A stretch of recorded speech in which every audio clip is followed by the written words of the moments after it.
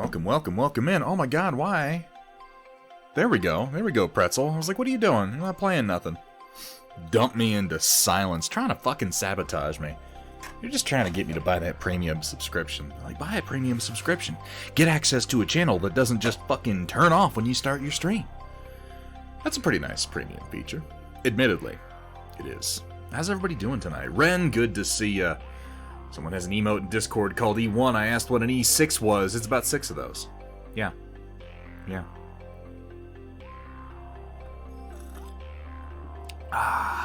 It's just a red shirt, not a red uniform, so I should be fine. Cyro, I am not in, What was the red shirt in TOS? That was engineering, wasn't it? Because gold was command. And I guess not engineering, it would just be operations.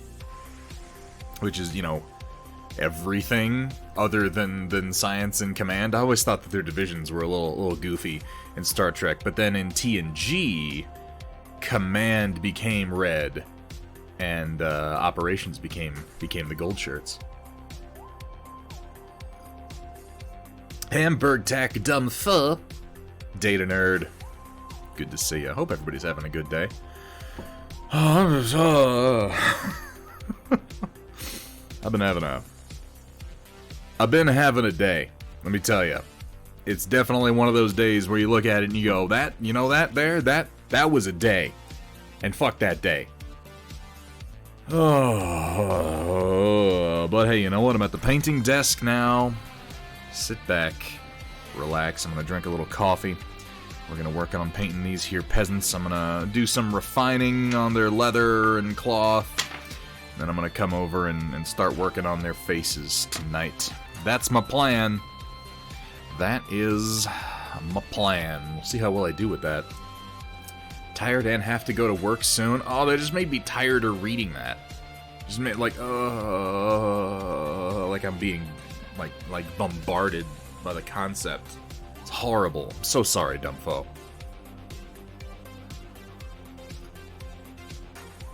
Oh, the Thunder Buggy. Yeah, it's over at, we've got, okay, so I live in when I say I live in a small town, that doesn't really capture it. I live about 10 miles north of a town that only exists because local farmers needed a train stop with a grain elevator. I live by one of those, in one of those agricultural communities. And, the only mechanic in that town, we fucking left a truck with them, and it disappeared overnight, and we got it back. But the ignition had been punched, and it had been joyridden into Aurora, Colorado, and that's where it was found with the doors wide open. So we were like, maybe not go to them anymore. Maybe not do that. And, so we go to the next town over, and there's an auto mechanic over there that's actually quite good and has good capacity. But, like, everybody goes to them, so they're just so busy. So they do really good work. They charge excellent prices. You gotta wait a while. You gotta wait a while to get service over there. And yeah, yesterday I leave the house. I'm heading over to a nearby town to go to the Lowe's. I was gonna pick up some Chinese food. I had this whole list of stuff, and I'm like, all right, we're going out there. And I got my music cranked, and I'm cruising on the back roads. And I mean, thank God this happened when and where it did, because we're having this really mild winter right now. Like, it was outside today. It was something like 66 degrees. I've been walking around in a t-shirt all day. This is crazy for mid-December in Colorado. It's, well, maybe not crazy. It's not like it never happens, but it very rarely happens where I'm at. And so I'm cruising, and the car just stops. It just stops. Like, I'm driving, and my music's going, and all the lights are on, and everything's good, and then everything's off, and everything is silent, and the car just kind of rolls to a stop. I'm like, what in the fuck? Like, it's like as if it had been plugged into a wall outlet, and I got too far away, and it yanked out, and car over. So I feel like the good news with a failure like that is, like, if I was dealing with... See, that's my thinking, Data Nerd. It could be one of a couple of things. Alternator is, I think, the worst it can logically be. Is it possible for it to be worse than that and cost more money? I mean, it's technically possible, but it's not very likely. For a failure this, like, complete and this sudden, it's like a component failed. A individual component somewhere failed. Probably not the battery, because if it was the battery going bad, it would have had trouble starting up, and it would have had power dips and stuff like that. It could be the battery connection terminals. I don't think it was. I looked at that. It could be just a cable somewhere in there, down in the engine, that I couldn't see, just failed. It could be a fuse in one of the cables. It could be the alternator. I don't know yet. We're gonna find out, but I figure, worst case, it's probably something they can just swap out.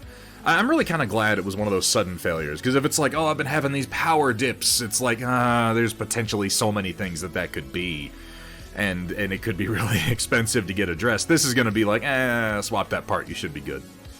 It's oddly comforting it was so sudden. And it happened about the best time and place that it could. I was on a back road. I was just off of a highway, like technically a back road, but not a really deep back road. And I was right at an intersection of two very rarely used roads, which was particularly great since I couldn't move the fucking thing. It took me, embarrassingly, like a half an hour to figure out I had to get down under the steering column and pull out this little rubber plug and work my finger into this thing and get in there and kind of pull on this thing, and then I could move the shifter. Like, it was like there was no power. There was no power to anything.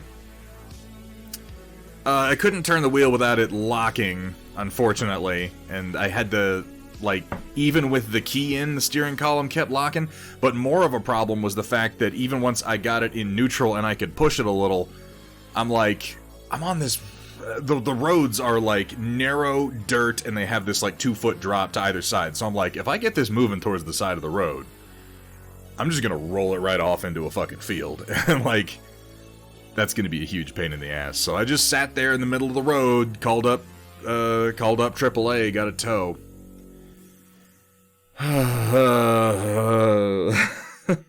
It was just stupid. It was just stupid. The lamest thing was it happened like a half hour before sundown. So as I'm sitting there just waiting with no power and no lights, like as soon as the sun dips, like everything starts freezing. It was ridiculous. As also how I found out that all the batteries for my emergency flashlights that I keep in the back of my car were bad. That was a fun discovery to make right when I needed to use them. Maybe I should address my emergency kits more often. That could be a lesson. How you doing, Shock? Time stop, good to see you. To Square, Roland. So yeah, that was adventurous. I still didn't accomplish any of the things that I went into town yesterday to do, which sucks. But they're looking at it now. I'm very fortunate in that we have like 4 vehicles between 2 people right now. So, I can leave it in there. Let them get to it when they do. They do not, in fact, like the cold. They do not, in fact, like the cold. So I broke out that that brush restorer cleaner that I got the other day and put a number of my old brushes that I had kind of written off in there and let them soak for like a couple hours and then came to them and cleaned them, and they actually turned out pretty nice. That's it's the Winsor & Newton brand brush cleaner and restorer, and I actually like it pretty well. The most significant work it's done is on this, my original #1 Winsor & Newton sable brush, which is just old as dirt. I say old as dirt. This is probably like a 5-6-year-old brush. It must be. I've just used the hell out of it, and it's been looking awful. And it still doesn't look great, but it looks a lot better than it has in a while. I think I'm gonna incorporate that into a regular soak and clean cycle. I've just been doing brush soap, but that stuff's kind of amazing. Put those back there. So I've got some clean brushes today. I got my palette all done up. Nice and clean. Yeah, that's exactly my point to Square. It died at an excellent location, at an excellent time, and like it's one of those component failures where it's like if it didn't do it then, it would have done it soon. And it would have been just my luck if it had been like, oh, the first blizzard of winter, I need to go to the store. Boom, dead. Like, oh, fuck. In the middle of nowhere and like 2 feet of snow. Oh, that would have been so much worse. So, yeah, I'm really actually quite glad that it happened when it did.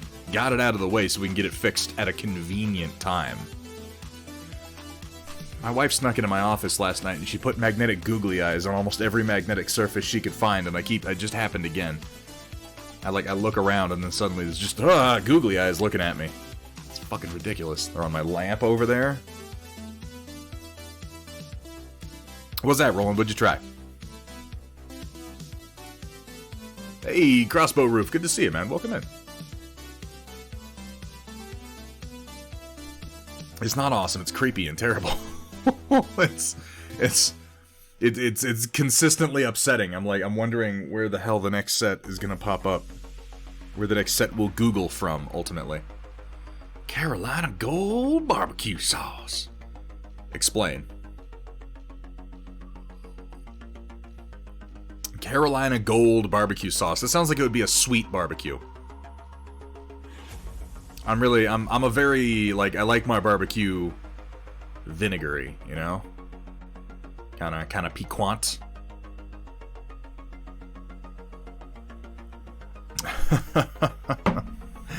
Hey, Langwin, how you doing today, man?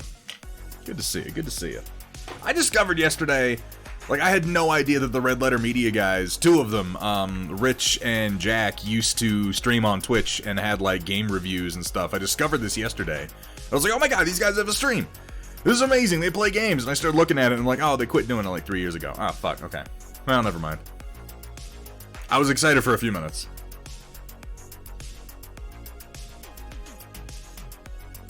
Oh, I've been needing this coffee for a little while. It's been a long day. It has been a long day, and it's nice to be sat down in front of some paints at long last.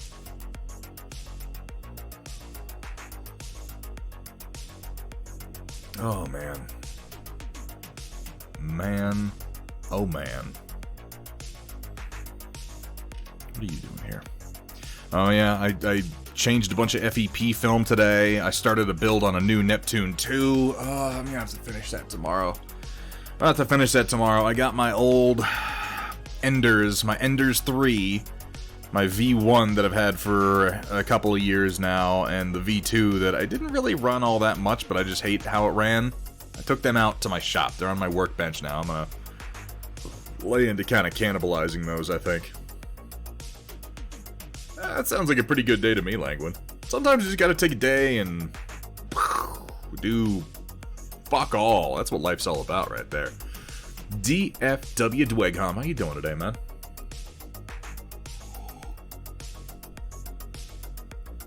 Oh, I wish I had something interesting to talk about right now, but I'm just like, I got car troubles. Yeah. I watched that movie, what's it called? Finch? On Apple Plus. The one with Tom Hanks and a robot and a dog. And, that's the whole movie. It's like Tom Hanks exists in a horrible post-apocalypse world, and he has a dog. And he's gonna die, so he makes a robot to take care of his dog. You could predict the entire movie based on that alone. It's just a vehicle for Tom Hanks to make you cry, and he fucking does it. And at the end of the movie, the robot and the dog are friends, and you're like, "Aw." It's actually worth watching if you happen to have Apple Plus TV and you just want Tom Hanks to tug your heartstrings a few times, and for there to be a robot and a dog, and for them to be friends. It's the perfect watch.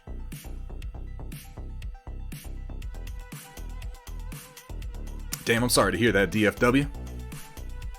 Started installing our new blinds earlier. I note you didn't say finished installing, or just installed.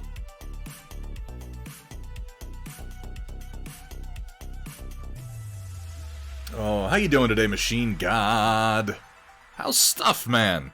How's the old Patreon going? Oh shit, I'm sorry to hear that. Ah shit, I'm sorry to hear that, bro. It's fucking life, isn't it?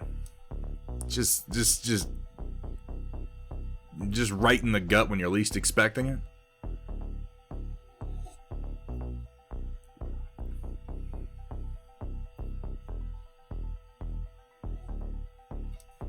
Do you not have multiple batteries, Cursal? How do you not have multiple batteries? Of course, they're usually more expensive than the drills themselves, but that's beside the point. Gaming PC's been offline for 3 days because the circuit breaker for the room it's in is damaged and needs to be replaced. Oh, that is a pain in the ass. I'm not good with arcs and sparks. I like the actual mechanics of like removing circuits and putting them in and wiring and doing, you know, outlets and whatnot. Like the actual what you're doing and why is not terribly complicated or even terribly difficult. It's just like, it's very particular. And I don't know, I have like a... I don't want to die in agony because I made a small mistake. So I have an aversion to working with arcs and sparks. I'm very, very willing to pay someone else to do that for me, almost universally. There's a lot of stuff I'll do for myself, but that's not one of them. And speaking of doing things for ourselves, why don't we paint a couple minis? Oh, fuck. Yeah, that's one of those, like, I don't know, I'm kind of a morbid person, so I've thought about, like, you know, well, all the common ways that you can die. All the ways that you can die, like, around the house without expecting it. What's the best way to die? What's the worst way to die?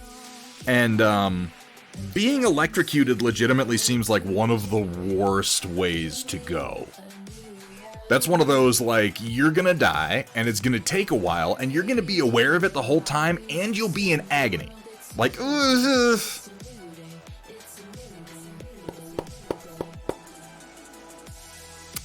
Maybe I'll hire someone. Someone who has made this their business, and not just try to wing it, you know?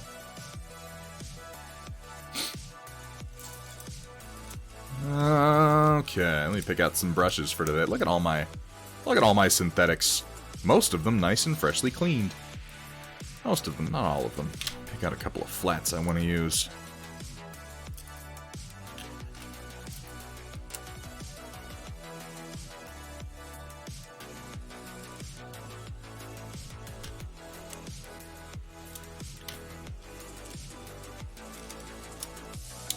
And a couple of rounds. Phalanx, 1, 000. Is that my number 3? That's my number 3. Let's get that one out too.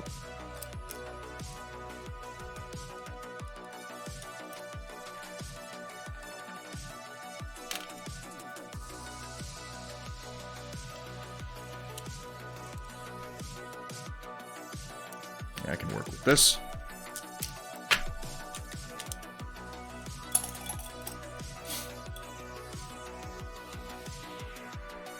Like that with car repairs. I don't know what it is about car repairs. I'm just like, none of the mechanical aspects of car repair are like beyond me. I understand the engineering concepts. I understand broadly how, like, what the primary components are, what they do, but just something about me and car maintenance, I don't know, just my brain fucking turns off.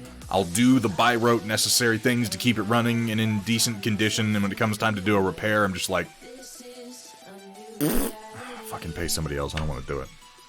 I don't want to do it. I'm not into it.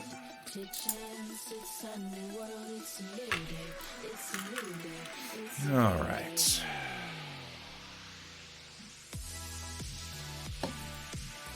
So I've got kind of a pseudo-randomized mess of peasants that I've been kind of throwing paint down on.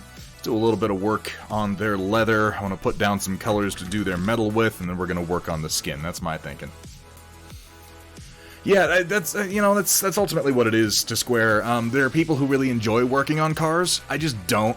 I don't enjoy it. I don't get anything out of it except the ability to go from one place to another. And I'd rather spend my time doing something else. And generally my time is worth the money that I spend to have someone else do it. I can make more money doing other things. So I will.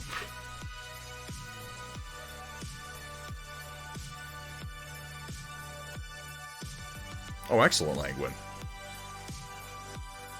I'm about to get a new resin printer. And I was looking at another Mars too, but I'm thinking I might shake things up and go with some other brand.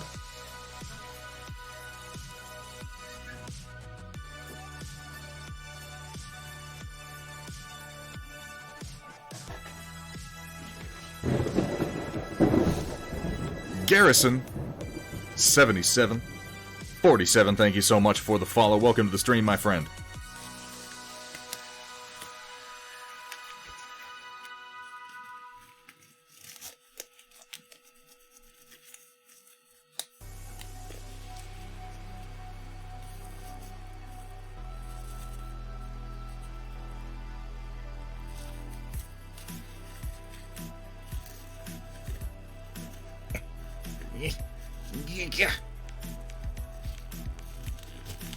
There we go.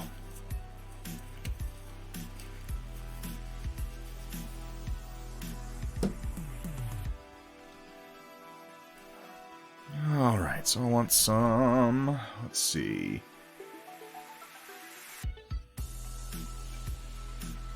I did an office clean today, so a couple things are out of place.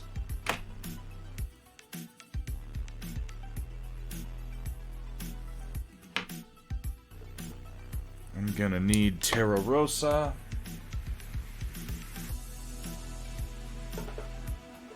I'm gonna need old titanium white. I always do.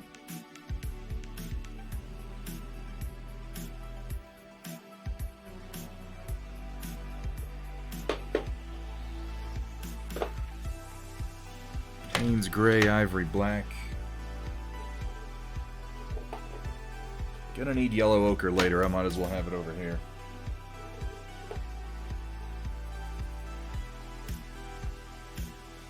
Thinking I'll want some phthalo blue to go with that Payne's gray.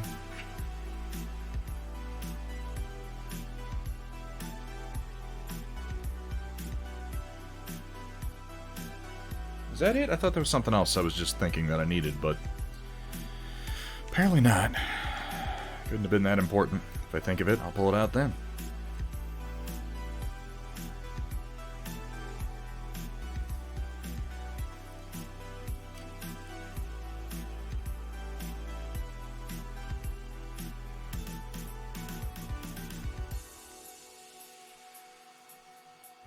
I'm gonna endeavor to not use up all the space on my palette tonight. I'm kind of crazy with that crap. It's a bad habit.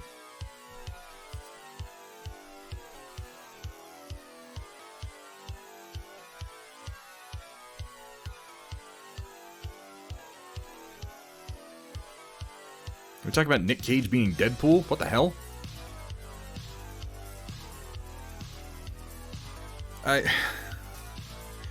You know, I actually thought Nick Cage made a perfectly fine Ghost Rider. Those movies, the Nick Cage Ghost Rider movies came about in kind of a weird time, and the first one was pretty terrible, despite having one or two really fun things in it. And then the second one was done by, like, it was directed by, like, a stuntman / action choreographer, and it was... I don't know, like, both of those movies, I've just been left feeling like there's a lot of cool ideas here, and it just didn't quite work. But I wished it had. I wish that it had. I have a hard time imagining anyone else's Deadpool, because I'm just kind of, like, fucking sick of Deadpool. I don't give a shit about Deadpool.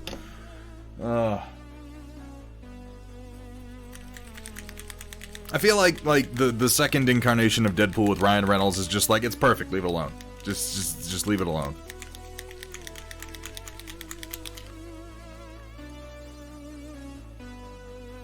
Nick Cage as Superman. He was going to be, wasn't he? That was like a whole thing.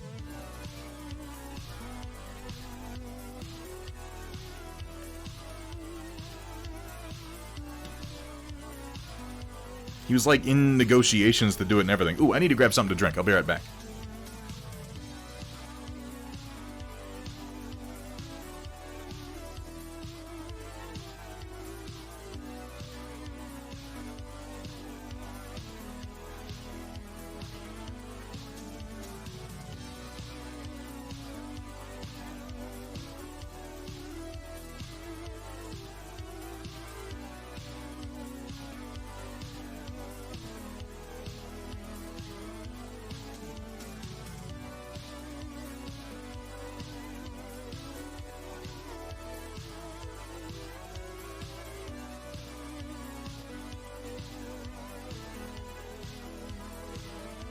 I don't know.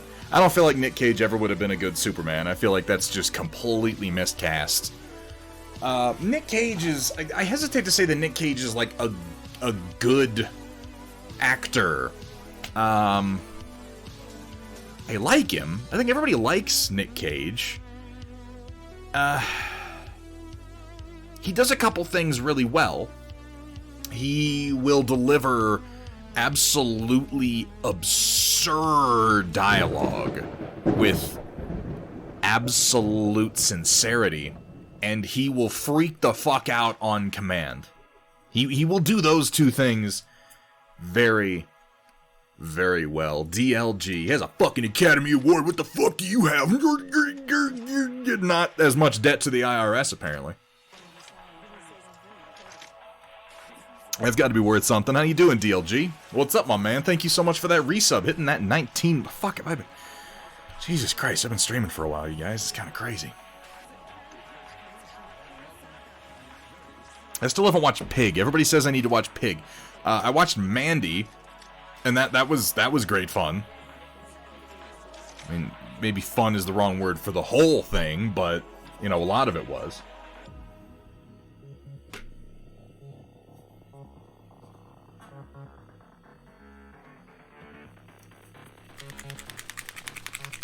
I'm gonna use my mixer.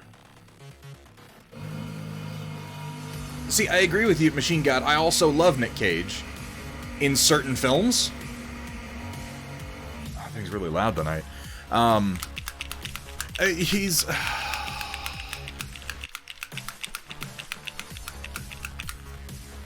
Look, let me just put it to you this way. Nick Cage is a fucking enigma that many more educated, more articulate men than I have attempted to sort out and categorize, and ultimately failed. So I'll tell you what I'm not gonna do is succeed during this painting stream. It's just not gonna happen. Bad Lieutenant was...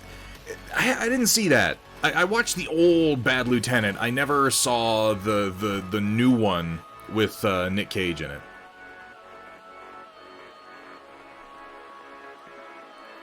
I think if we've determined anything over the last while, Data Nerd, it's that I kind of like slow movies.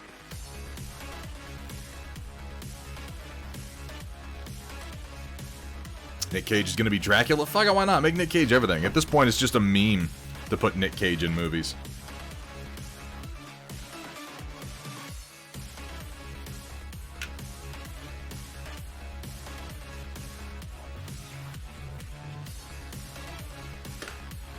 There's the brush that I was going to use for this. I want to pick just one, because I'm going to do the same thing with it over and over.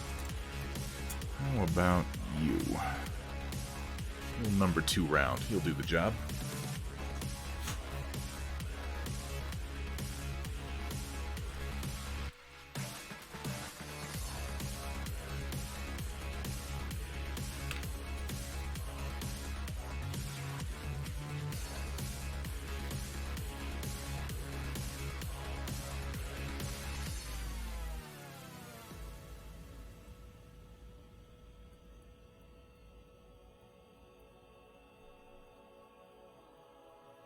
Little titanium white and Terra Rosa, and let's just hit up this leather a little bit. Give it a spot, a highlight.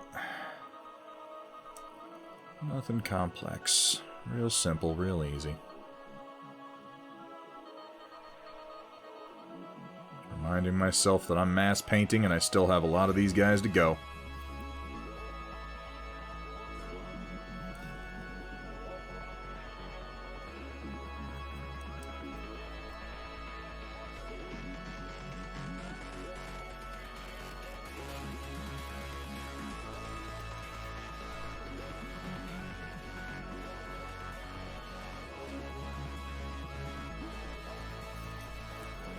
Talking about his new movie, which one is Pig is pretty recent, isn't it? But I'm not sure what his new movie would be considered.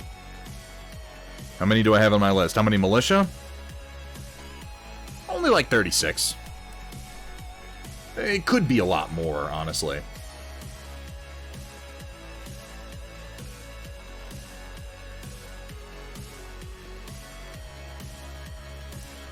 His new movie, he plays himself. Oh, that's right. I saw somebody posted up about that on the Discord. I just glanced at that before I started streaming. I don't know. Nick Cage, like, the man works, and he's in like some really, really cool roles where he's a lot of fun, and then he's in some just outright shit, just complete fucking nonsense. So when it comes to Nick Cage movies, I pretty much, like, I wait for them to come out and for there to be a consensus on whether they're worth watching, and then I watch them. I'm not gonna watch any movie just because Nick Cage is in it, because that doesn't mean anything. That's like watching a movie just because Michael Caine was in it. Like, he'll do anything. It was while thinking about Michael Caine recently that I realized that Rosamund Pike is sort of like the female Michael Caine. She has this, like, air of classiness to her that she sort of brings to any production, and she really does bring effort. She doesn't just phone in her performances. She tries, even when you give her absolute garbage to work with, like in that fucking James Bond movie, or like Doom or something like that. Like, she does what you pay her to do. But she will be in literally fucking anything if there's a paycheck. It's this ironically sort of classy atmosphere, but the truth is, like, if you're paying, she'll show up. It's fine. Don't worry about it. And it's funny how she still gets away with seeming kind of classy despite that. Again, Michael Caine pulled off the same thing. He'd been over in the years he had been in some real garbage, like a whole lot of it. And yet still considered a respected actor. It's interesting how that works out. I saw Nick Cage in some movie where he was like a crusader along with, can we please get Neil Breen, Tommy Wiseau, and Nick Cage in the same film? WJ, that would never work. You know that at least two of those men would not do that. Nick Cage would probably be game for it, but neither of the other two would.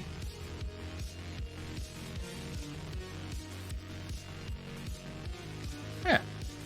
Just like that, I'm done with leather highlights. Isn't that easy? Excited for the possible faction update tomorrow? Wait, B-Proxy, which one? I'm out of the loop. Tell me what you're talking about.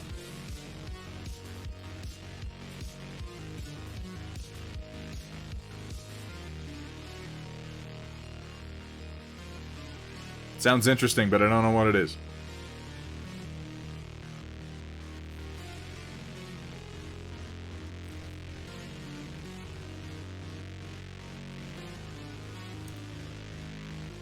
Oh, does it really? I missed that entirely.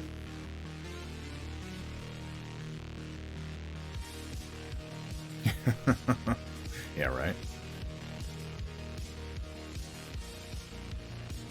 The Sorcerer's Apprentice. Did I see that movie? What happened in that one? I feel like I can see the poster for that one, or maybe the trailer for that, but I don't think I saw the movie.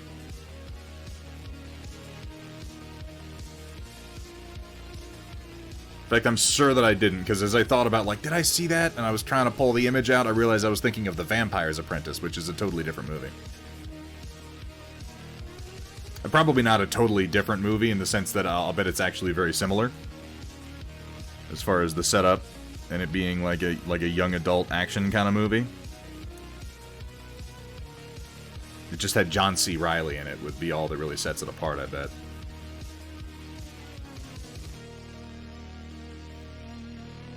Oh, young adult fiction.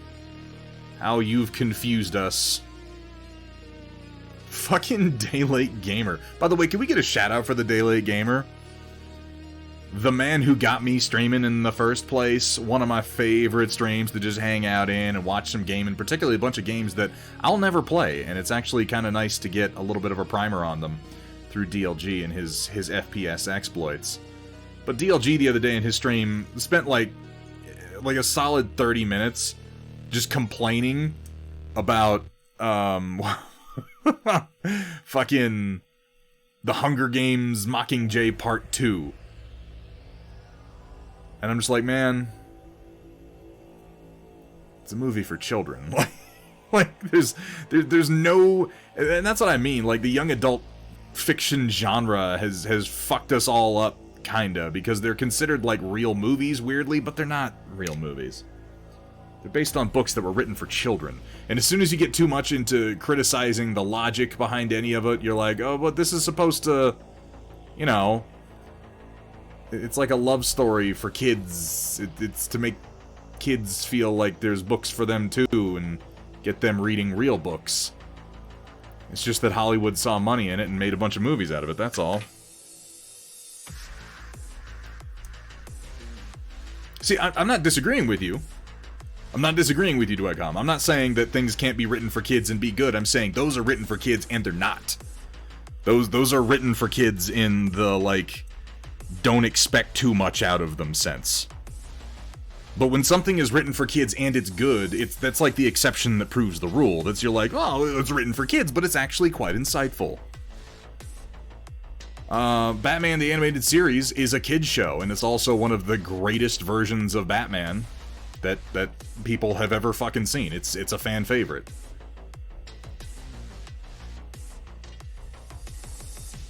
Mockingjay does not fall on that, towards that end of the spectrum of children's fiction.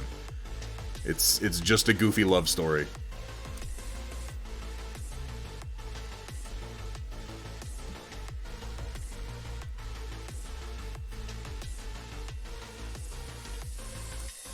I have not heard that, Dwegcom.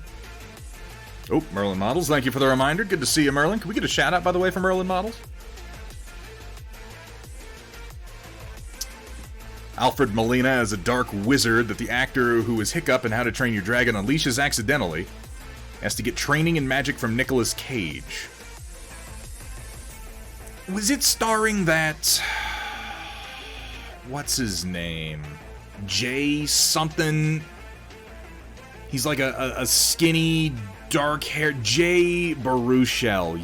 Yes.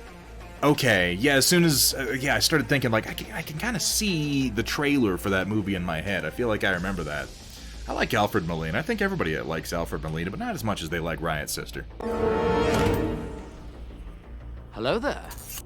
That's a lie. Riot Sister, God love you. I think more people probably do love Alfred Molina.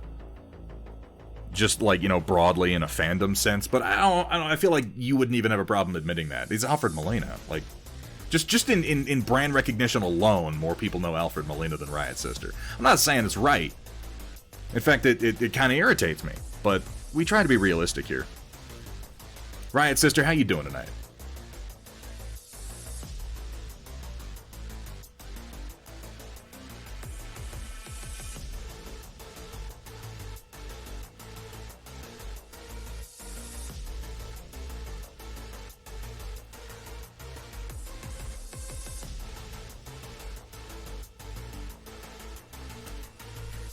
Hanging in there. That's the fucking key most of the time, isn't it?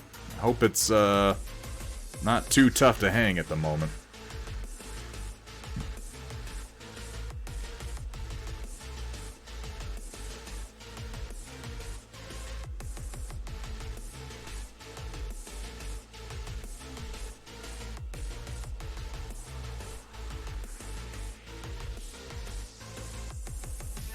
One scene where you see him from behind in a car says something important, but the original dialogue was clearly not what we heard. Head movements make him look like a Muppet. I mean, he kind of looks like a Muppet anyway. Jay Baruchel, he plays a Nazi on Letterkenny? Really? Letterkenny is, like, top of the list of shit that people keep telling me to watch. Oh, have you not watched Letterkenny? Oh my god, Letterkenny. I don't know. Somehow I can't make myself sit down and go through it. Since people have told me to watch Letterkenny, I've done a complete, full rewatch of the Trailer Park Boys, so I've clearly had the time. I don't know what to tell you.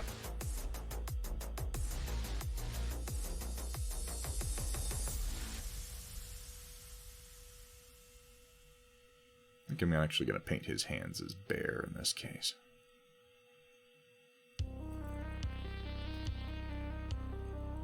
Recent addiction to raisins, and you hate it. You hate the addiction, you hate raisins. How can you be addicted to raisins if you hate them? Why would you hate being addicted to raisins? That's a great addiction. Raisins are relatively healthy and relatively cheap. I can think of far worse addictions. Cherish this addiction, Riot Sister. Ride that snake while you got it.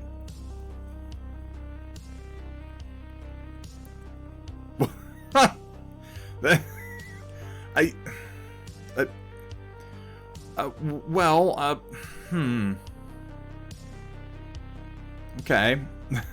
That's...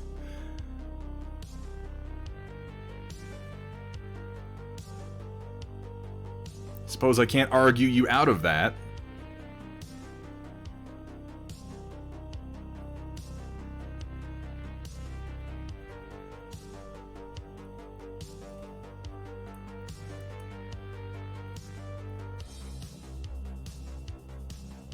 Some people like scrotes. Some people find them, you know, useful and possibly even adorable. Not me personally. Not me personally, of course. That's because cinnamon raisin bagels are, like, legitimately delicious, though.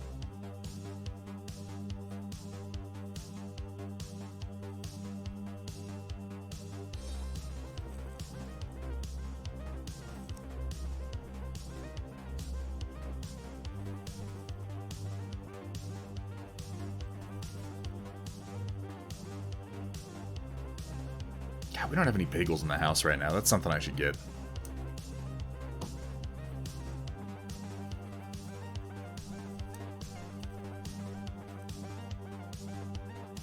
He was in Goon, wasn't he? Huh. That movie was, Wait. Hold up. Was he?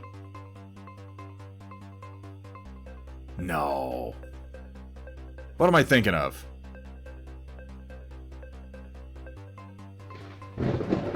It's been a long time since I've seen it. I can't remember almost anyone in it other than just Sean William Scott. Every time I think of Jay Baruchel, I think of, like, every Judd Apatow movie, because he was in most of them for a while. Larabic, hitting that tier 1 sub, hitting that 14 months. Larabic, thank you so much for your support, man. Really, thank all of you guys for your support. As always, thank you just for being here in the stream with me, hanging out with me while I try to get a little bit of painting done, but I really do appreciate you guys supporting the stream and making this whole endeavor make sense. I guess I remember Liev Schreiber, yeah.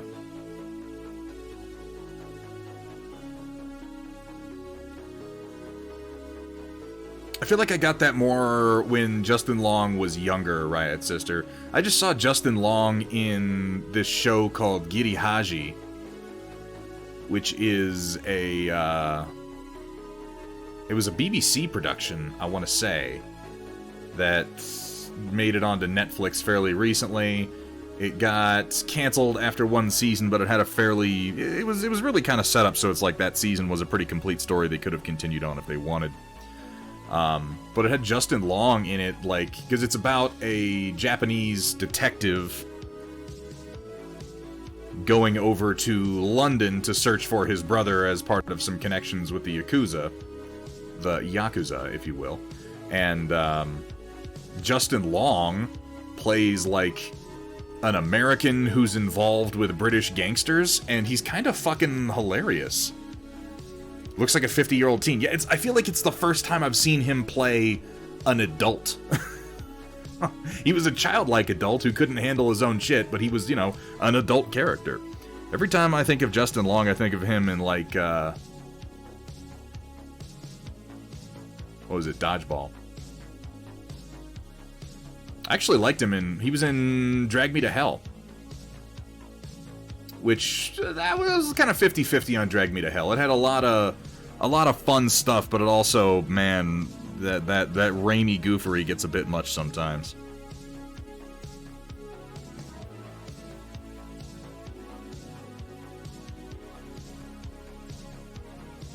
Like, a literal fucking anvil falling on someone's head and making their eyeball pop out at the camera. Like, yeah, that might have been a bit much for what seems like it was meant to be a horror movie.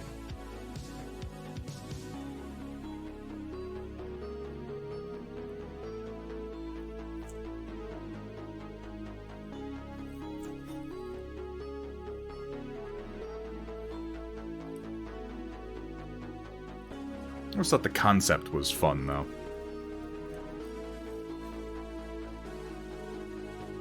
It was perfectly set up for a sequel that it never got to. Which is probably for the best.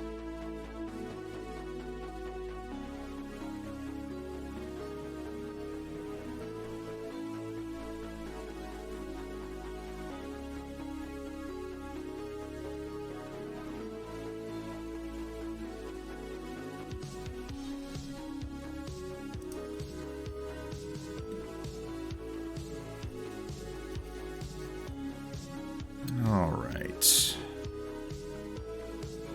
Let's go ahead and lay down some basics for the flesh tones and the metal on these guys, and then go to the other sets.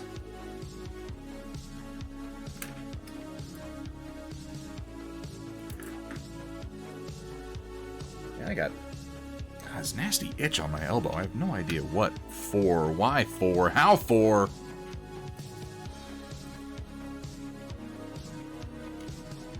Yeah, Justin Long has one of those perpetually young faces. I was telling, like, as I was watching this show recently that he happens to be in, I was thinking, like, this is the first time I can remember seeing him and thinking, oh, he kind of looks like a grown man. And it's only because he's starting to get wrinkles.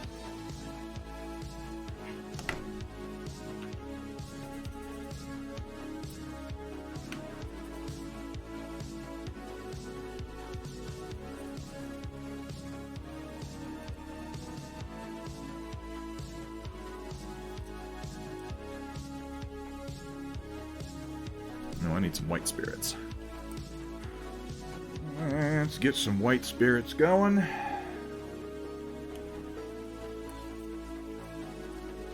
Old folks saying that means someone cursed you after hitting their foot on a table in the dark. Ah, shit.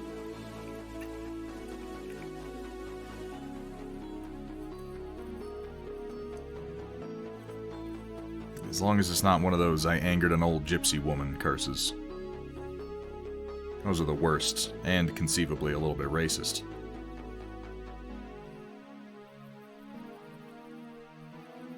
Thin down some of this Payne's Gray here.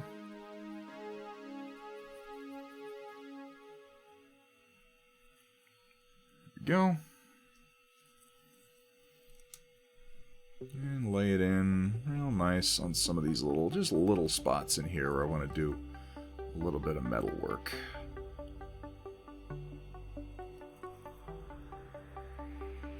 Mix in the occasional cool color.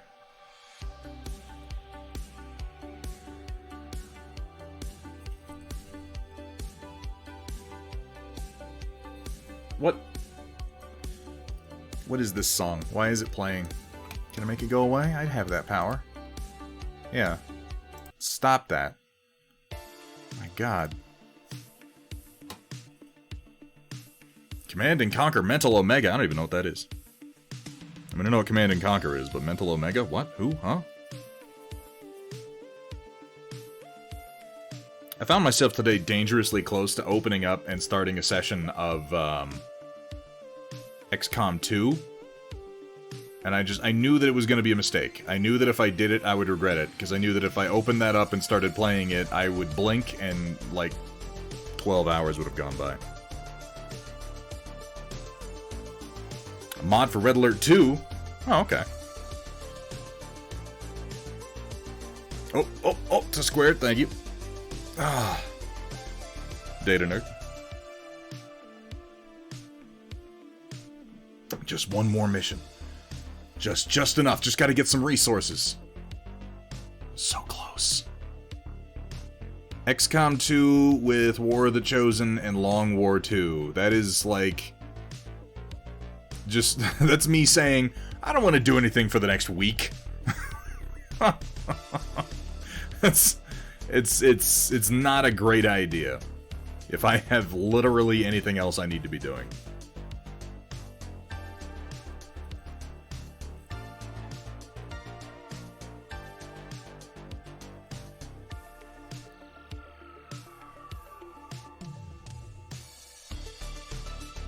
I'm gonna do this around his face because I want to try and do this like it's male.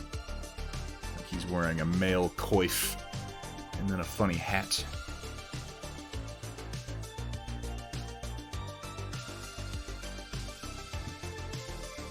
And then the buckle and the belt tip.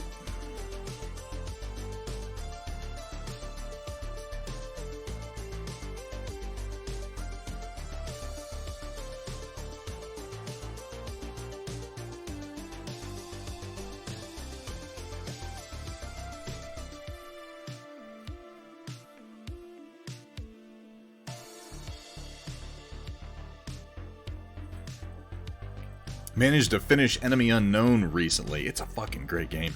Found XCOM 2 to be a little underwhelming. How so, Shock? I was very, very pleased with XCOM 2.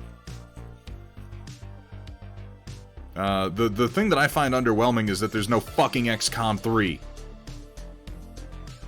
Chimera Squad was fun, but I need XCOM 3. I started playing the other day this game called Red Solstice 2, and I didn't realize how much XCOMery was going to be in the game, how much they had kind of ripped off from the XCOM Geoscape concept and everything. And I'm playing it, and as much as I'm enjoying, like, a new game that does XCOM-y things, it just kept making me feel like I wanted to play XCOM again.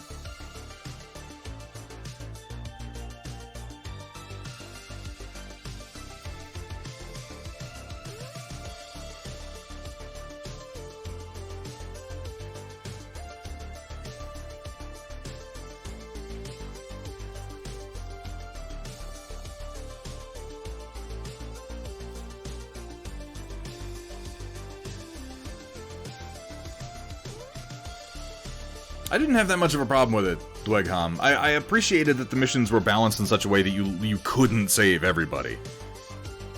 I don't know, like, on the one hand, I understand the feeling of being like, fuck yeah, I'm awesome, I did all the objectives, and on the other, I appreciated the feeling of, oh, this is, like, really actually bad and things are desperate that comes along with objectives where it's not impossible, but it's very, very difficult to 100% them. The Faceless... The mudmen you're talking about, they are frustrating. But at the same time, it's one of the only ways that the game ever managed to get melee combatants all that close to me, so... you know, I'll give them that. I'll take the fucking mudmen over the thin men from XCOM Enemy Unknown any day of the week, thank you very much.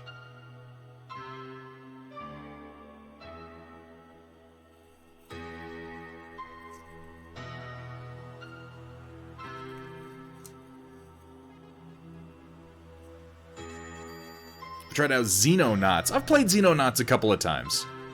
Project Dark Fox. It's good, but most of those games just drive me right back into to the arms of XCOM. Hypnotic Mom, how are you doing today? It's been a little while. How are things?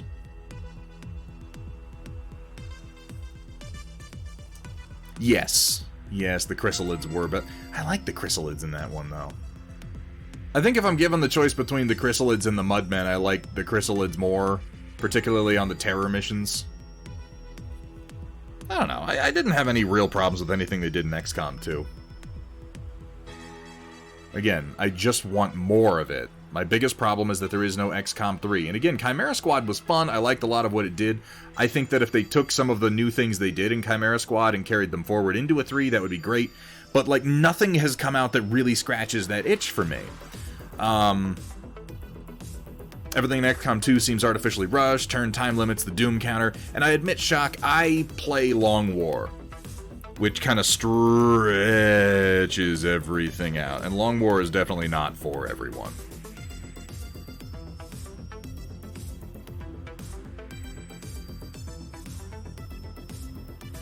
But, like, I tried playing Phoenix Point. I think I fucking hate that game. I bought Phoenix Point. I kickstarted Phoenix Point. So I got, like, the release day edition when they released it on Epic Game Store, and I'm pretty sure I hate that game. It just does everything wrong, somehow. Despite having all these great ideas, this awesome art direction, these really neat concepts, it gets all of it just somehow wrong. It feels bad to play.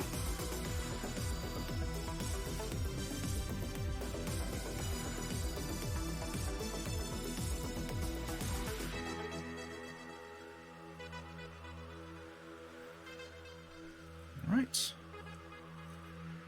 Set you to the side. Now let's see if we can't do a little bit of work getting our flesh tone started. I'm gonna want some Terra Rosa right out of the tube. Yeah, like, they remove... There's almost no progression in Phoenix Point. Almost every single... Like the weapons you have in the beginning, the armor you have in the beginning is almost... Like, you can get side grades and slight upgrades, but there's no, like, research mechanic. It immediately pits you against other human factions. It is simultaneously like... The world is ending. All of humanity must unite against these horrific mutants coming out of the ocean. And then it's like... Oh, there's an enclave of dudes over there who want you to attack this other human faction because they slightly disagree with them philosophically. And I'm like, this seems wildly inappropriate. And it's like the only way you can progress through the game is by picking one of them and siding with them. And it's like, what, huh? Like, the organization you're a part of, Phoenix Point, has no identity of its own. They put all the identity into these asinine factions that you have to support. And the whole, like, realistic aiming and bullet simulation, because, like, in Phoenix Point, you'll aim at something, and it'll give you a percentage to hit, and then you can zoom in and actually aim the weapon, and it'll give you, like, a little circle, like, you know, you're this accurate, you can hit these body parts on the enemy and such, but it's like, the environment isn't well-coded enough to interact with that. So I've had instances where I've had, like, a grenade launcher dude, and... Like, they'll step out of cover, yeah, like the VAT system in Fallout, kind of, except you actually move the reticle. Like, if you just tell them to fire, the guy will step out from behind cover and fire and then go back, but then if you engage his targeting system, he won't step out? I've told people to fire and had them just shoot at the wall in front of them, and it's like, what? I've told people to fire grenade launchers and had them, like, ducked behind cover and they won't stand up, they'll just aim up and the grenade will go pa-tunk and bounce off the cover back into my own fucking... Oh my god, I just put paint on my nose. Oh, hold on. I think I might have broke my tube. Woo! We're off to a good start today, folks.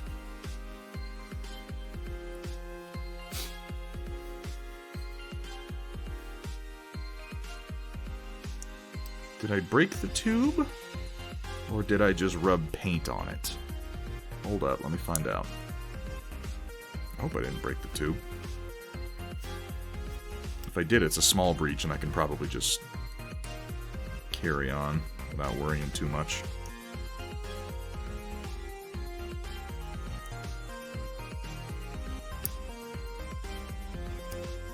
I think I did a little bit, but I don't think it's going to be a problem.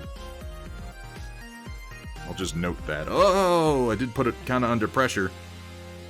Okay. Alright. Let's not make a mess. Let's set this down before things get any worse. How about that? Set you to the side, and we will address you later. You just sit there and be a good tube of paint.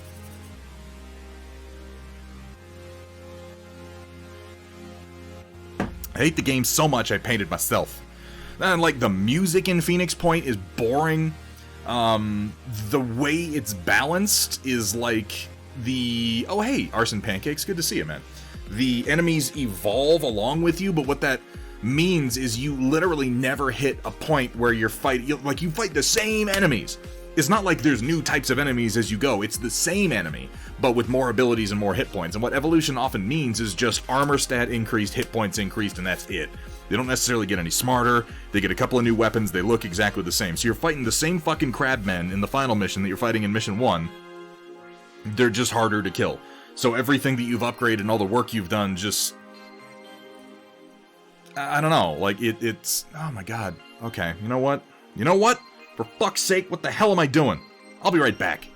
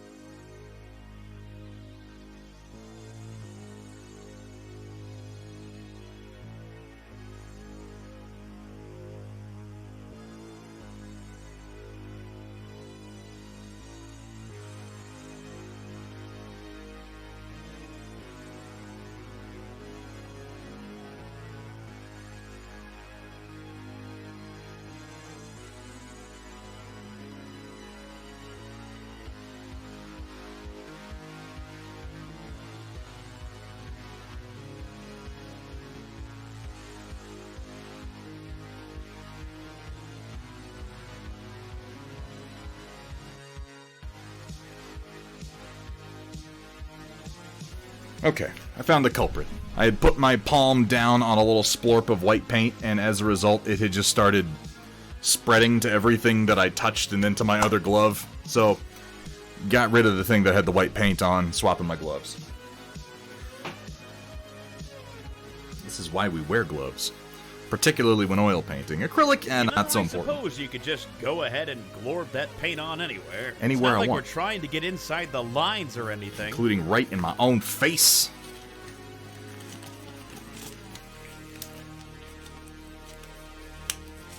Yeah, I'm gonna take a shower after this. It'll be fine.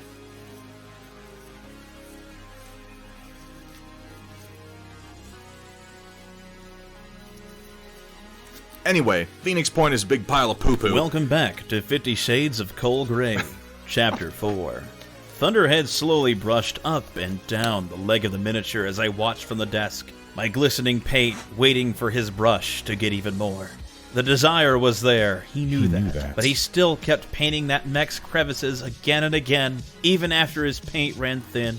Oh, I suppose I need more paint, he said, smirking as he reached past me for another jar, dipping his brush deep inside of it while I watched in agony.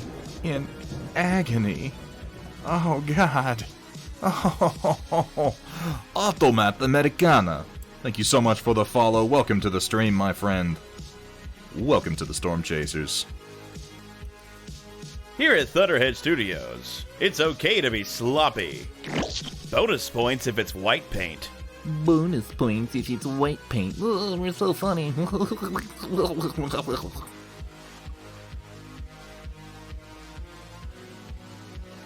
Alright, just laying this Terra Rosa in kind of thick over all the exposed skin here, and we'll highlight it up. Shower? I just dunk myself in a barrel of 90% alcohol. God, that would sting. That would sting so bad. Like, I'm thinking about that. I'm just like, oh, no. Oh, okay. Well, you know, it just seemed right. I'm glad that I got it right.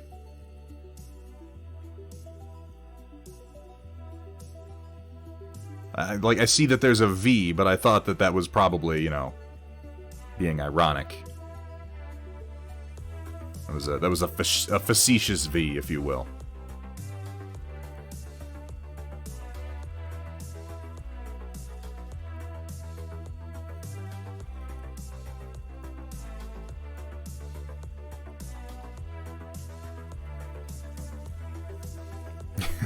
I just want to be pure. Is anybody watching the new episodes of Sunny, by the way? I've heard some complaints about them, but I quite enjoyed all of them. I like the explanation for Dee being as horrible a person as she is, as just Oh, she's had untreated traumatic brain injury since the late 90s. She used to be really quite nice and everybody liked her. And now not so much.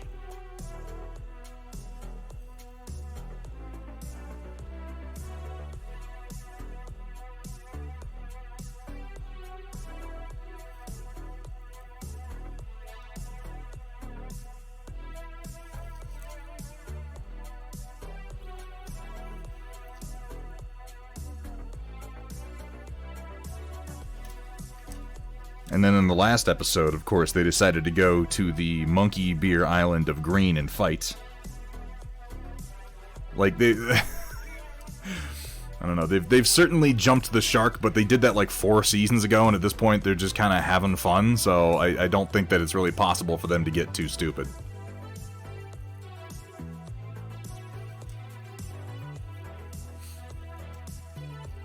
Oh, that's how it's spelled. V's just silent, because Russian's weird. Russian is weird. The whole Cyrillic alphabet's fucking weird.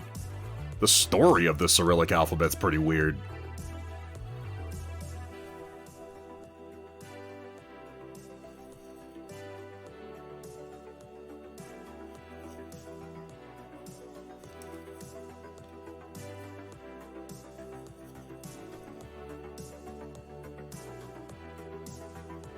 It's not one that I know well enough offhand to tell, Crest. I'd have to look it up, and then it would just be a stream of me reading you things off of probably Wikipedia.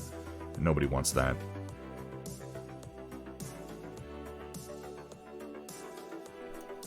Has to do with a man named Saint Cyril.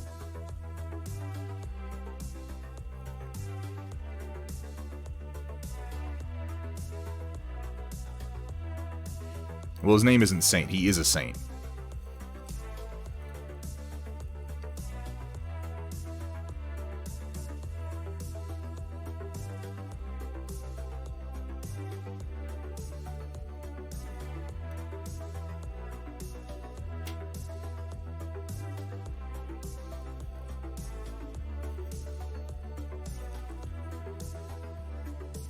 Right, just a little bit on that fella.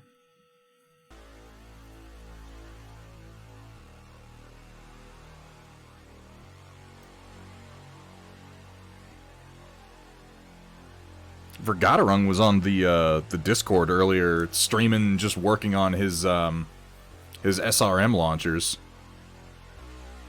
I hear him say he had just been up all night. I hope he's sleeping now, if that's the case, the maniac.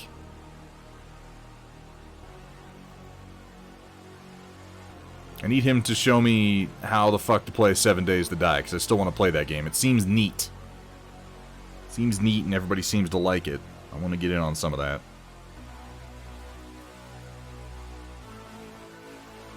You know, Arson, sometimes that's just Twitch. Sometimes that's just Twitch. A reload can help, but sometimes it's just being real lame, and I'm sorry to hear that it's doing that to you.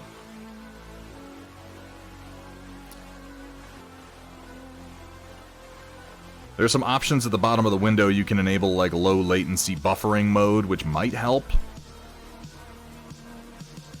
No, I didn't even have my, I wasn't in front of my microphone at the time, Kursala. I couldn't voice chat, so I just hopped in to see what was going on. I was on my phone.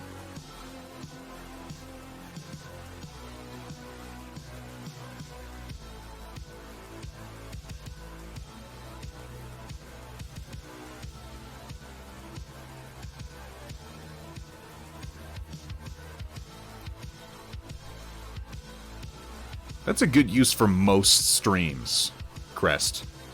It's just to have on in the background while you work on something else. Which is one of the reasons I tell people audio is so important. If you're going to be doing streams, audio is bizarrely important because a lot of people are just going to listen, whether or not you're doing something visual.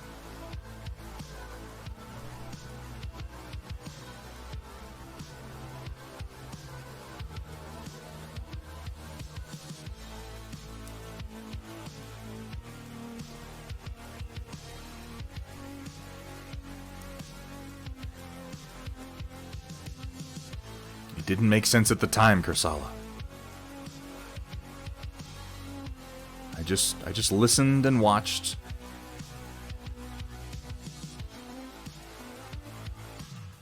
You don't have to have Thunderhead in your ear all the time. For whatever reason, you tune in and let me babble about completely inane nonsense several times a week on average. Sometimes we can just share a nice quiet moment, you know?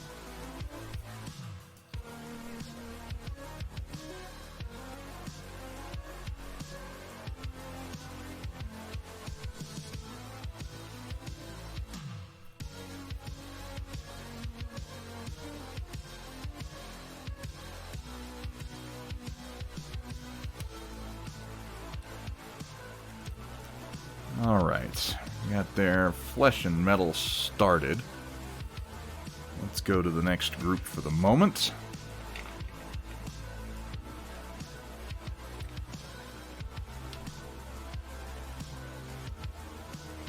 I think I caught just the very end of that, Kursala.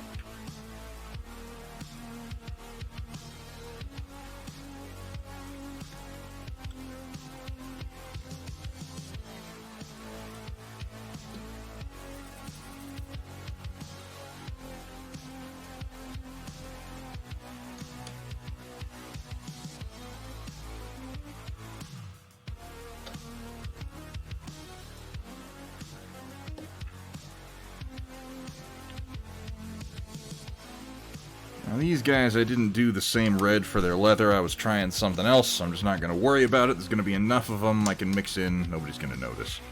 I was testing other colors. Oh, maybe I wasn't. Maybe I didn't do these guys at all. Oh, God. Okay, well. Let's give it all the Terra Rosa treatment, then.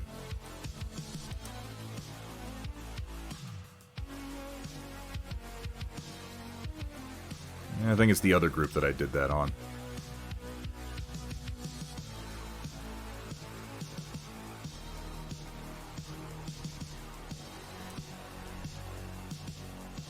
One of the few people that has a phone that is strictly a phone. My phone isn't a phone at all. Like, I use it for everything but talking on it. I get like anxiety when someone expects me to talk on the phone.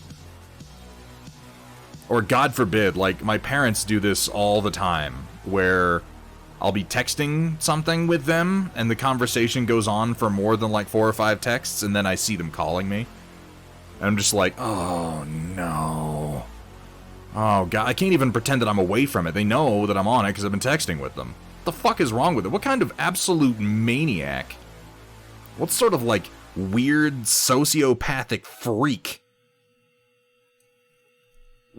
traps you with text messages and then calls you? What kind of sicko would do that to someone?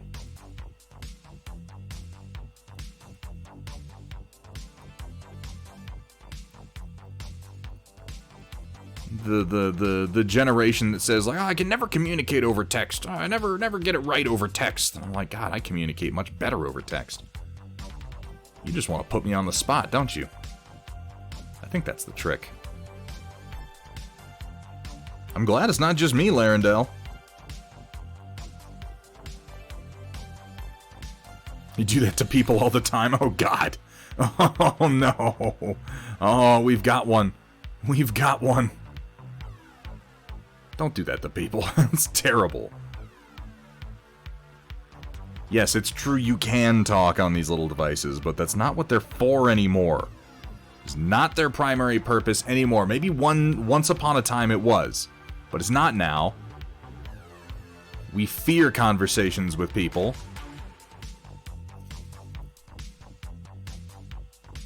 It's always polite. This is what I've tried to get them to understand, too. Like, these days, it's genuinely polite to text message someone and say, is it okay if I call you? And then only if they say yes, do you actually call them on the phone.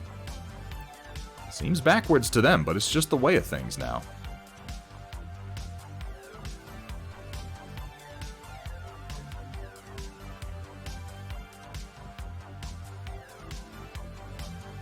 Well, stop using tone so much, Merlin.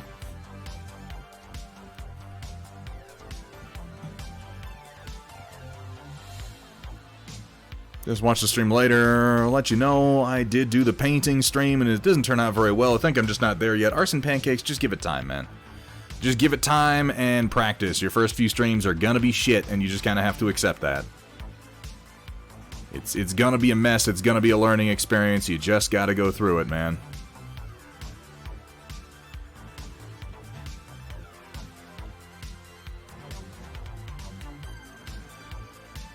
Can't talk to people at the best time face-to-face. Bloody ring me and I can talk great then. Yeah, sure.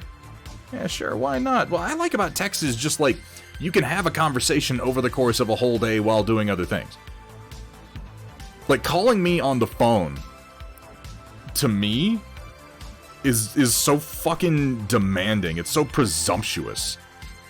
It's like, hey, stop what you're doing and devote all of your attention to me right now. Like, really? We can carry on a conversation over the course of a day very casually and give one another plenty of time to think about what we're going to say, and that's very, very comfortable for me. Saying stop what you're doing and focus on me is just gonna fucking annoy me. I'm just gonna try to get you off the phone as fast as I can. That's all that's gonna happen.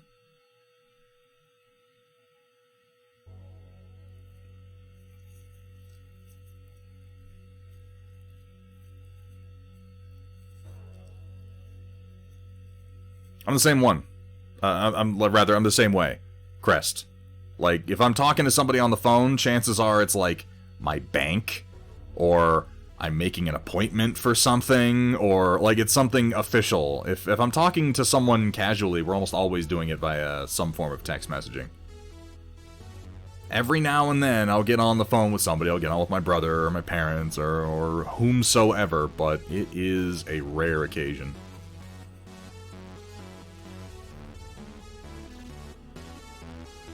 And then sometimes I'll get on voice with strangers on the internet for several hours in a row.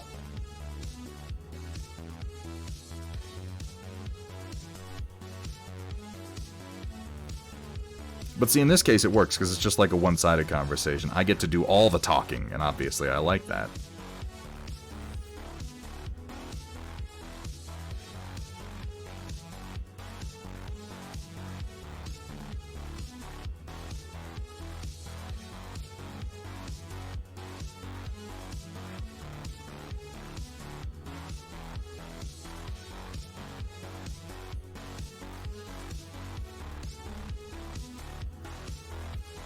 Typing for me is a horrific experience. We're in this interesting, like, zone where that's still true for some people. As we found out here in chat tonight, there's still some folk who are like, oh no, not with the text, we gotta talk on the phone. But future generations won't have this problem. Younger folk are all about the text. There are ways to indicate tone in text. There are ways to have a voice even when you don't have one.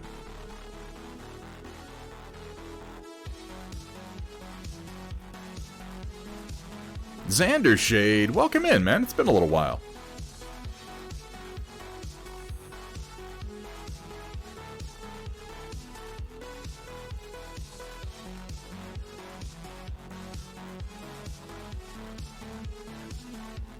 I was about to say something idiotic, Merlin Models. I read that and I was like, yeah, but I'm not like talking to people while I paint anyway.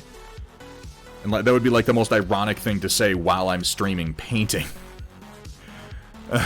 It would just be a straight fucking lie that literally everybody who heard it would know was a lie the second that I said it. So I'm glad that I thought better of that.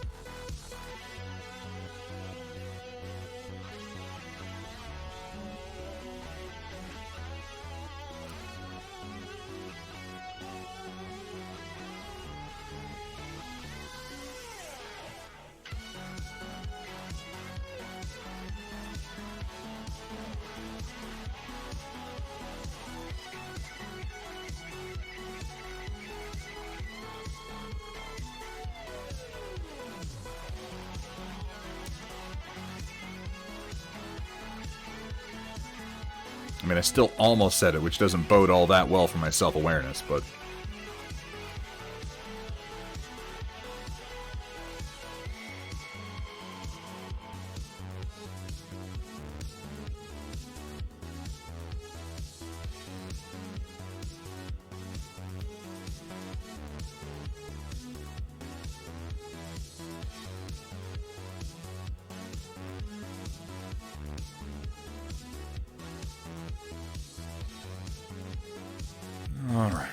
face.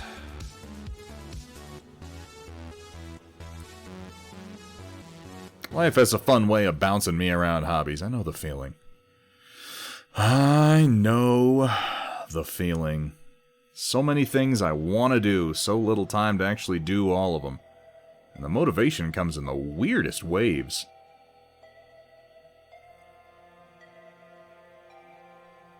These days I've really learned to just ride those waves, though. If I try to fight them, if I try to force my productivity and my motivation into a shape that I think it ought to have, I just don't do anything. So when I feel the urge to work on something, I just go with it.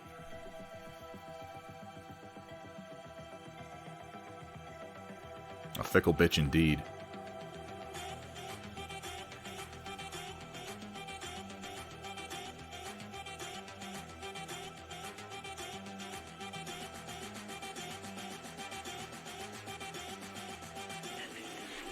Alright, on to the next one.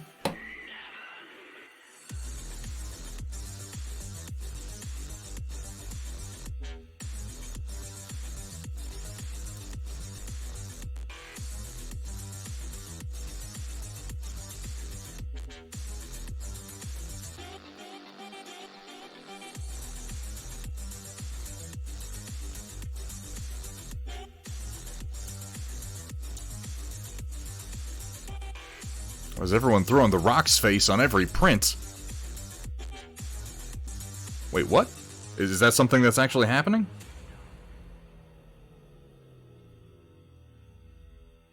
I don't know, man. I'm always out of trends. Nobody ever consults me on what the trend should be. They just go and they do crazy things, and I get to feel like an old man as I play catch-up.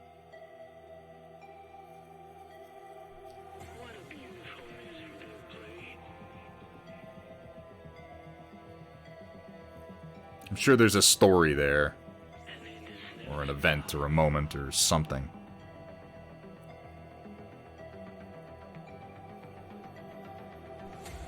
Well, thanks. Thanks. Thanks for that, Crest. Thanks for the validation, buddy. Gradually get more and more white hairs in my beard. Just gonna sit here and paint little fantasy men until they come to put me in the cold, dark ground.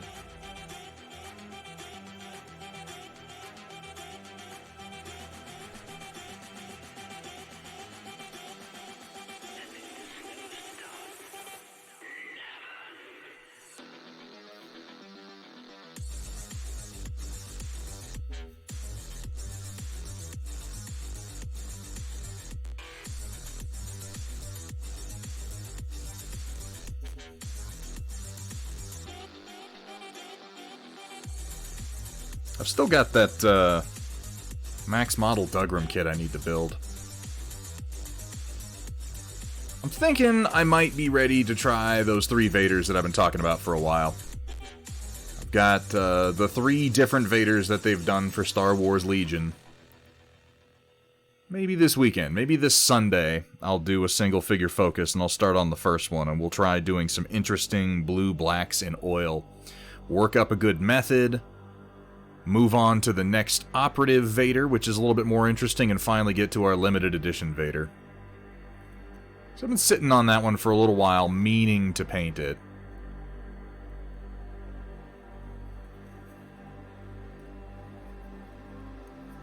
Yeah, Dweghom, fucking take whatever medication you need and lay down, man. Put like a cold washcloth over your eyes. That's the worst kind of pain, my friend. You take it easy. But it's always good to see you, Dweghom.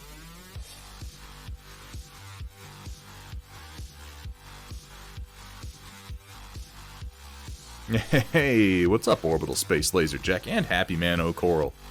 Couple of mouths full, those guys. Ooh, that's an unfortunate phrasing. So I was trying to say that their names are long. Just long. Amalix Montero, 16, better than the first 15. Thank you so much for the follow. Welcome to the stream.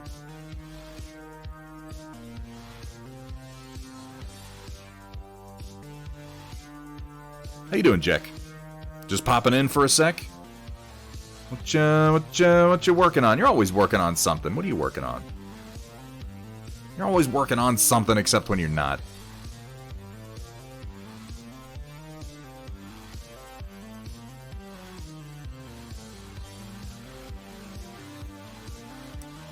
Yeah, I guess this is one of those occasions.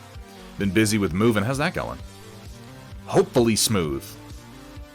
There are a few things in this world that I loathe quite as much as moving. That's a lie. I loathe quite a lot of things more than moving, but I do loathe moving.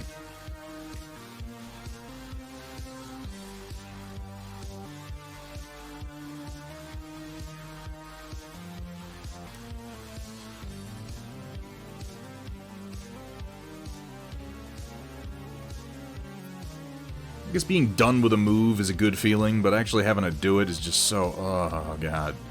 I always end up throwing a bunch of stuff away and then kind of regretting it afterwards. Just because I'm too lazy to move it.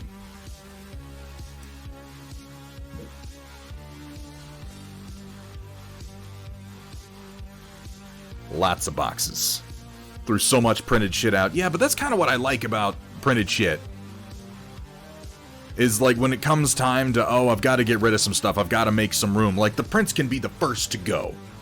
Because if it really comes down to it, I'm like, if I really want this, I can do this again.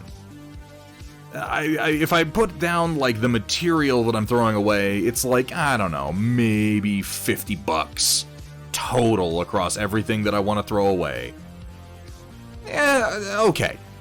Bin it. We can do this again. When I'm feeling the project again, you know?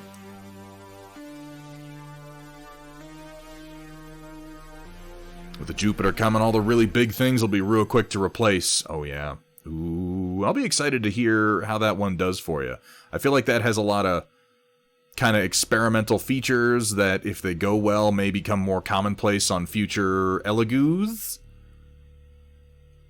And I don't really want to get in on the ground floor with that one, but I'll be interested to hear how the features work, like the automatic filling resin reservoir. That's a really, really cool idea, and I just feel like the first few generations of it are going to have problems. But I want, like, the second or third generation of it. Once they work the kinks out, you know?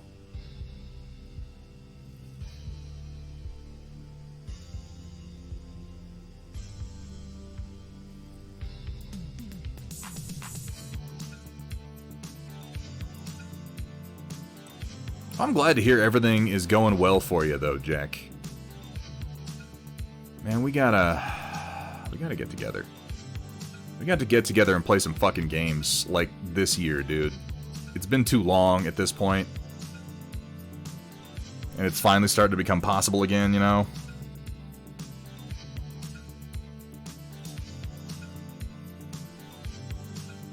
Very iffy about that, yeah. Yeah, it seems like that one has a lot of potential to go wrong. But if they can work out the kinks, it could become a really good feature down the line. Telling you, Jack, I'll be happy to put up you and your lady friend, and even a doggo for a little while if you want to come out and play some games. Fuck yeah. Let's ponder that then as it becomes more possible, and let's find the right time to make it happen.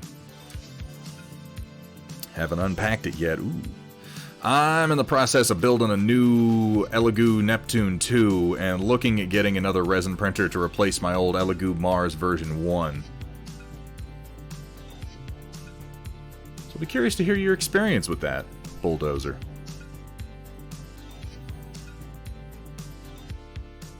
Contemplated giving the Leo a custom paint job. Coworker mentioned how much the Leo looks like a Mecha Master Chief. Man, Master Chief was sweating the Leo, though. The Leo came around a long time before he did. Okay, maybe not a long time before he did. Less than a decade, but close. Oh. Camera.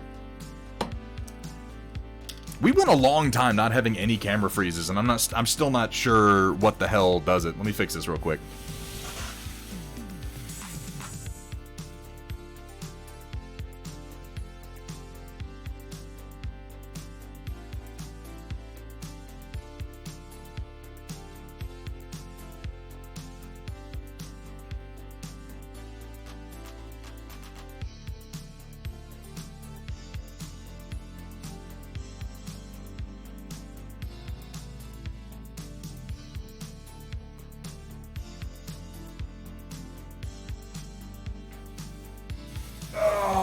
At least it's an easy fix.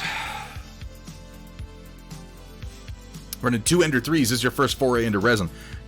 You're gonna fucking love it because it's so goddamn easy in comparison. If you've been running 2 of the Enders 3, like, resin printing is so fire and forget easy by comparison.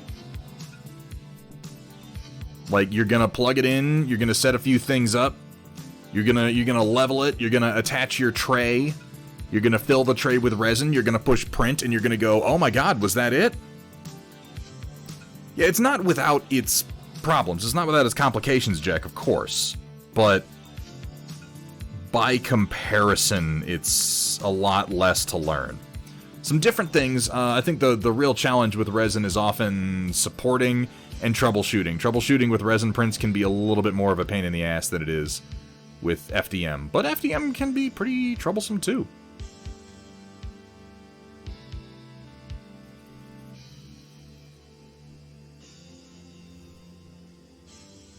I think broadly, though, resin printing is easier. It's messier, but it's easier. I'm only just now getting rid of my Ender 3 V1 that I've been running since early 2019. And when I say running since early 2019, I mean like running almost 24/7 since early 2019. I ran that thing into the fucking ground. It has been a workhorse and a valued and steady companion.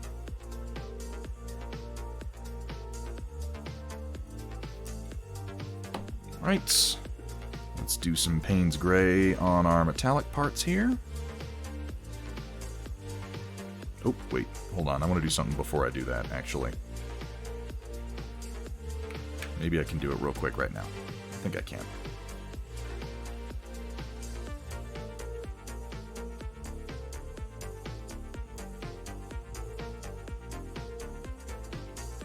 It's going to be my quick little titanium white highlight here. Just to pick up the edges and sort of define the leather parts a little bit. Yeah, that'll work. That'll work just fine.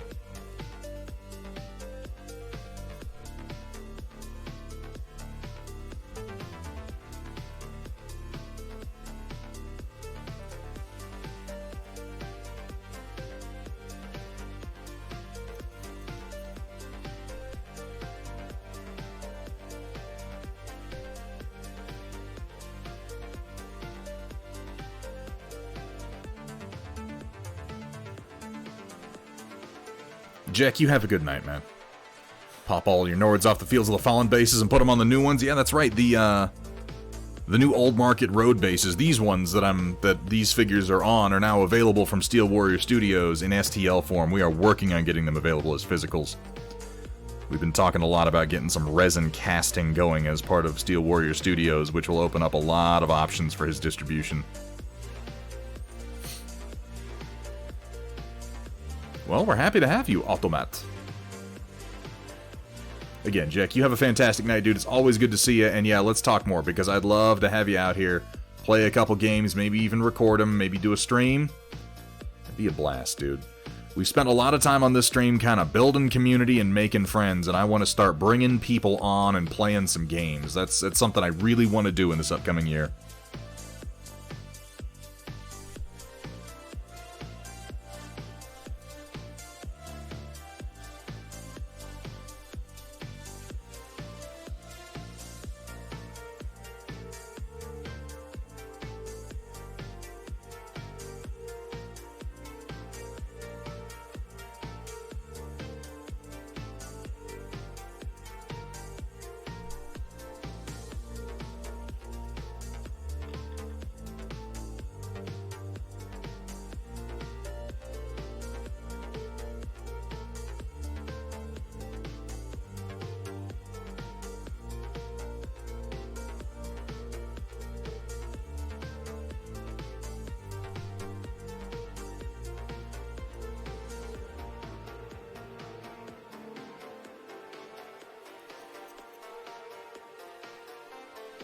Yeah.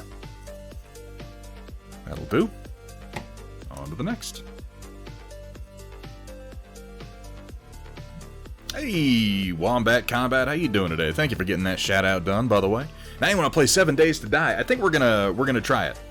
So Steel Warrior is not going to start casting himself, but we're talking about getting in with a caster, and there's nothing concrete on that yet.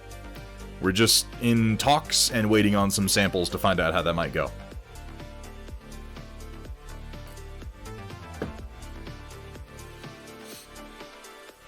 Just got your Conquest stuff in today. What did you end up getting, Wombat Combat? And how's the local scene doing? Folks down there actually playing the game? That'd be awesome if they were. And yeah, 7 Days to Die. Interesting. Very interesting. I haven't really played much of it yet. I started playing a little bit solo and realized, like, oh, this game is really going to shine with more players. Friendly or hostile, either way, it seems like it really kind of needs a bit of a multiplayer component for most of the features to work well. So, Vergaderung and I have been talking about maybe getting a server going, and him showing me how to play, because there's a lot about the game that I don't understand, and I don't really want to spend all my time just reading like a wiki, you know?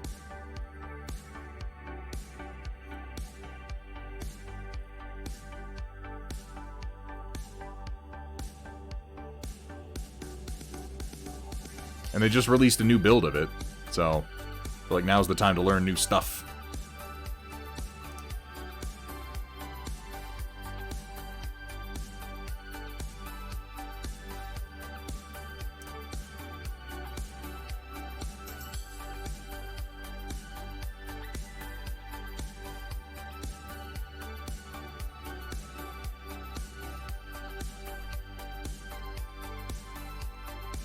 How is this, like, is this synthwave? Maybe I don't know what defines the genre. Maybe I'm an idiot. I don't care, though. Make this go away.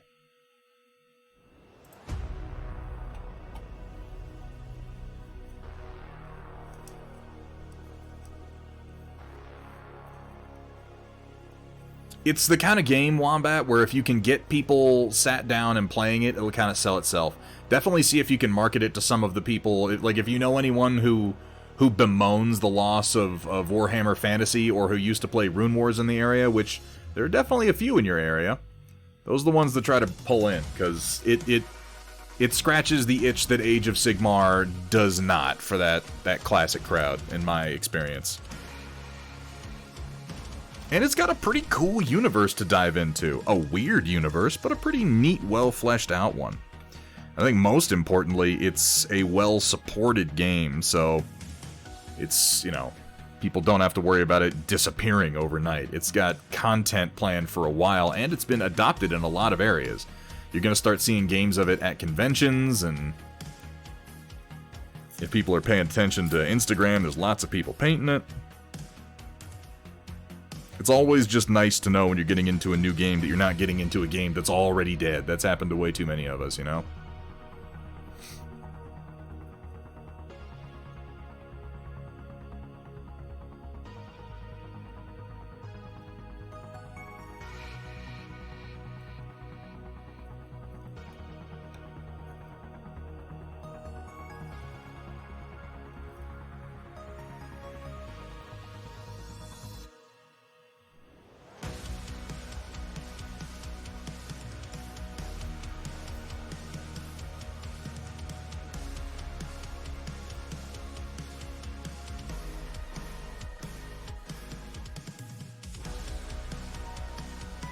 More of that titanium white.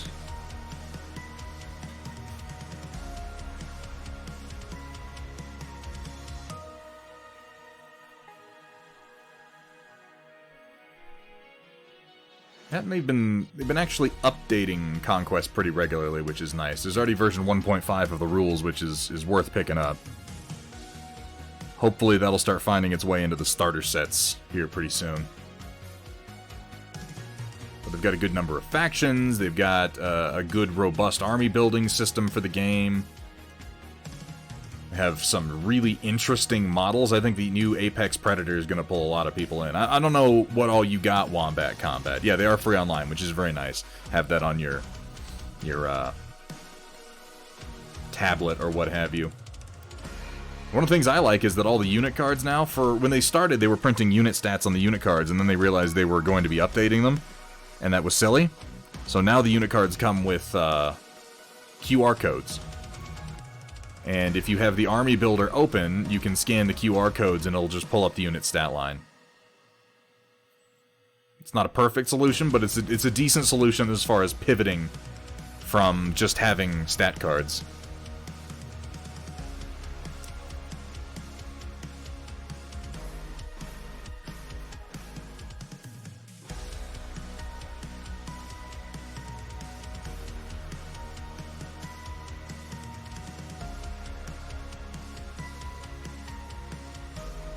And the factions are all pretty interesting. You just got the starters.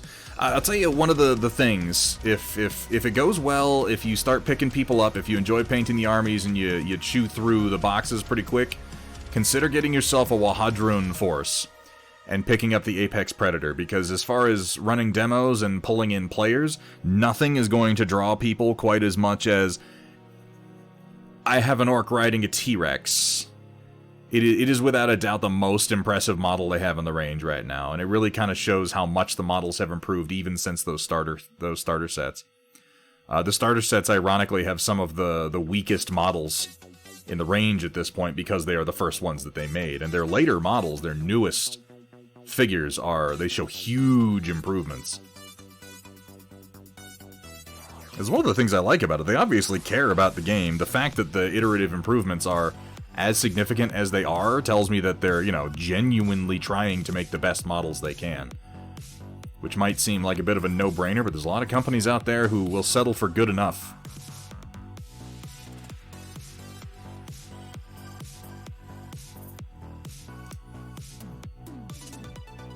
Yeah, between the Apex Predator and their, Raptor Riders, that'll definitely draw people in. They're just visually very impressive. And the Apex Predator is a huge model.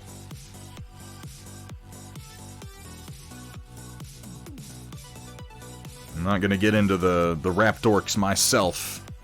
I'm waiting on the City-States to be my, I guess, third faction. My first is 100 Kingdoms, my second is Spires, because I have a lot of them. And then my third is going to be City-States.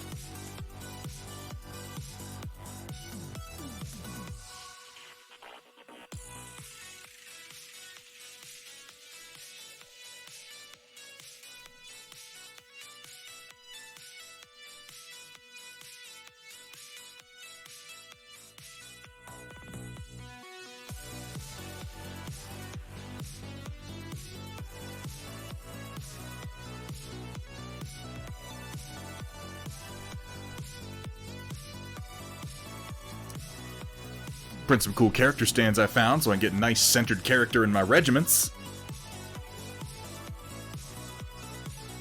Which ones are you printing, Wombat Combat? I've got some FDM printable ones up on my Thingiverse. Hey, Mafik, how you doing today, man? Welcome in.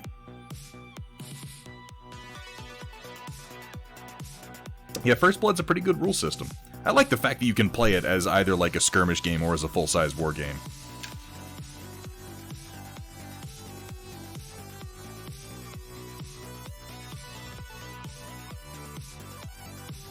Alright, I want to use some raw titanium white here with one of my flat brushes. Very small flat brush. Do the arrowheads on these guys really quick.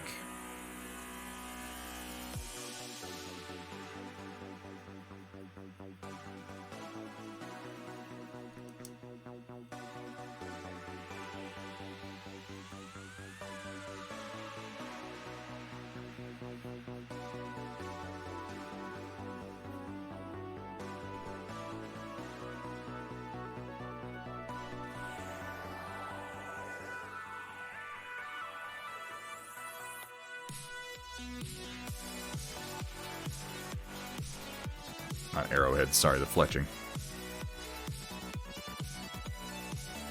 There's a difference.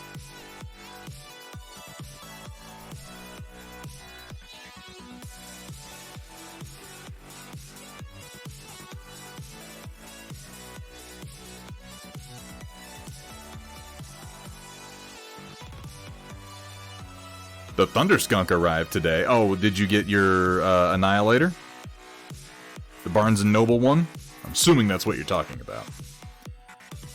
Found one for free in my mini factory. I've got some free ones up on my Thingiverse if you're interested in trying them. They also have cutouts and the regiment trays that I use. I don't know if you've seen those. There's something that I'm kind of pushing because I think they're fucking amazing, and they work with the basic trays that come with the game. They are, here, I've got one here. Like I said, these are up for free, along with some basic trays that you can print, including hero trays that are centered. They don't have any detail on them, the free ones, but they're built in exactly the same way as my textured ones. But these are also up on my Thingiverse. And these are fucking amazing, even if you're using the basic trays for Conquest, because these will fit the basic trays and all the ones that I made. And you're able to just drop these right down on there. And they lock in place. You can have a regiment and then just shift it around and still lift it out easily. I highly recommend them. Yeah, Langwin. Yeah, I'm not excited about that. That's been all the news today, and I've just been kind of like, fuck, ZBrush is about to get more expensive. I'm left here going, do I just pay the price and deal with it? Do I start getting more into Blender? God damn it. I don't know. I'm playing a wait-and-see game with that one. We'll see how bad Maxon makes it.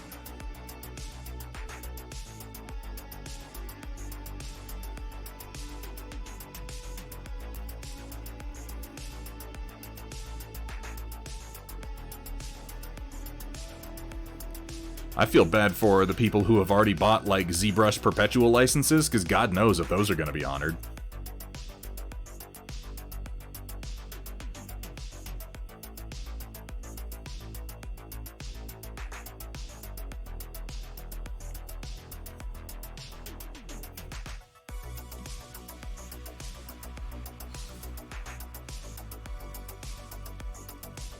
Yeah, that's what a lot of people have been saying, Langwin. Is alright, well, you know, back up your installers. This might be the last version of ZBrush that you use. Get used to exporting everything in OBJ format. Yeah. It's disappointing, because Pixelogic has actually been, like, a really, really good company for consumers. They've been cool with their free updates, and their perpetual licenses, and I think in their official press release it says something like, we anticipate the perpetual licenses will be honored, which is meaningless. You anticipate that they're gonna honor it. Oh, wonderful. Romeo Void, you have a good night, man. Thanks for hanging out.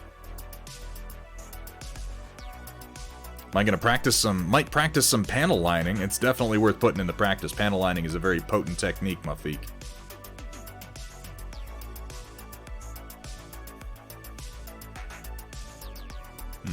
Put this arrow on backwards, unfortunately. Oh well. It don't matter. None of this matters.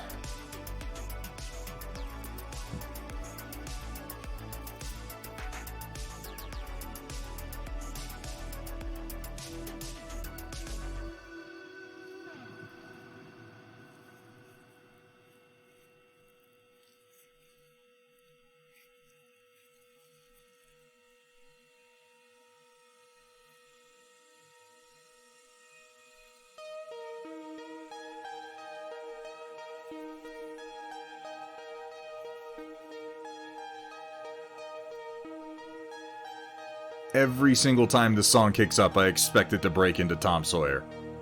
Every single time. Like, I know it's not gonna, but it's what my brain does. I'm sure I'm not the only one. In fact, I think we've talked about this.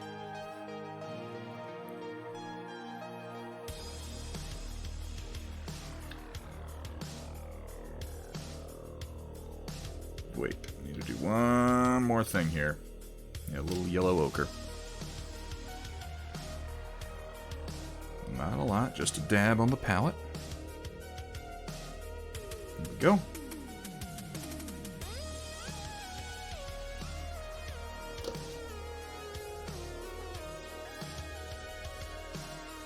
Chris, you weren't a fan of Iron-Blooded Orphans?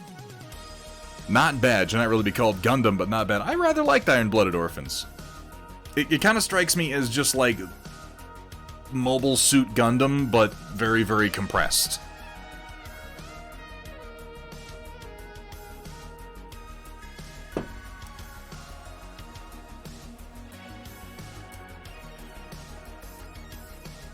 Need a touch of yellow ochre on a different brush. On a different brush. That part's the trick. Here we go. You'll be my yellow ochre brush for tonight. Let's just grab a little bit.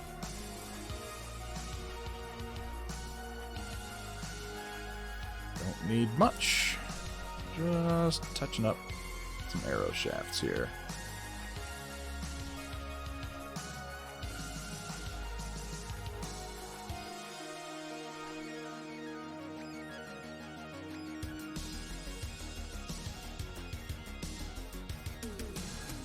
Go. That one's already done. That'll do. Okay. Now to our Payne's Gray.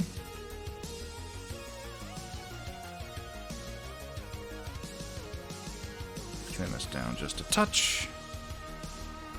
And arrowheads and buckles.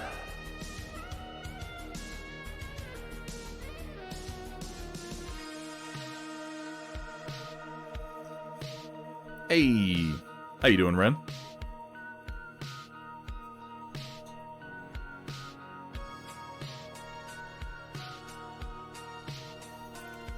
I apologize if I'm not particularly talkative tonight. I just had a real kind of crummy last 24 hours, but I am very much enjoying our Mobile Suit Gundam conversation going on and being able to just relax and do a little bit of painting. So thanks for that.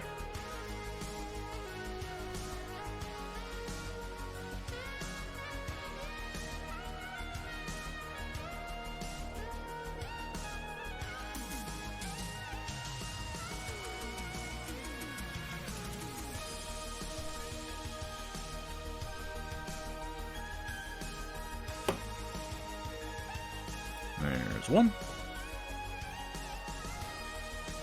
Go get you some foods, Riot Sister.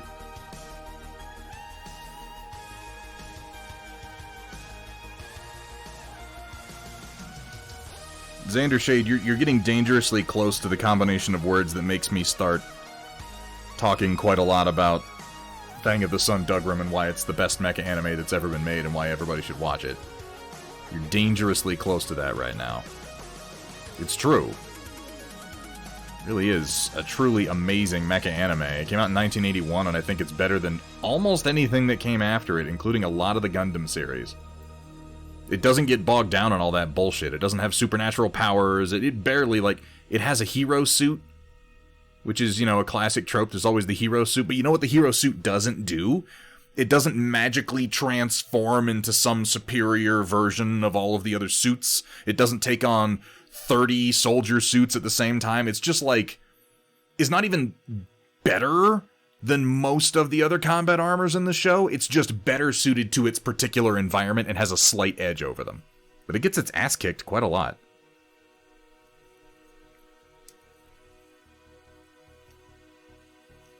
Oh, is that so, Uncle Taquito? That does seem like a fate worse than death. I'd hate to be cursed with an unquenchable thirst for goblin juices.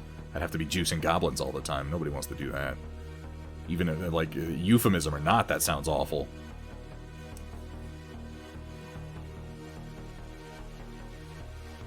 A lot of Gundam series are shit. Yes.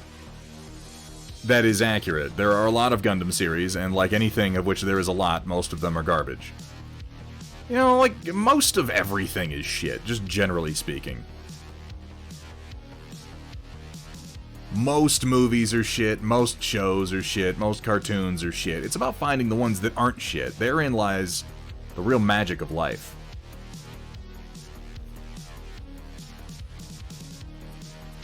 Titanfall anime win? Don't give him any ideas. Don't, if they did a cartoon, it would be like a League of Legends style goofy character drama about the characters in Apex Legends, and it would just move us another step further from any possibility of a Titanfall 3. By now, I've accepted we're never getting Titanfall 3, but whether I've accepted it or not, I still don't like it.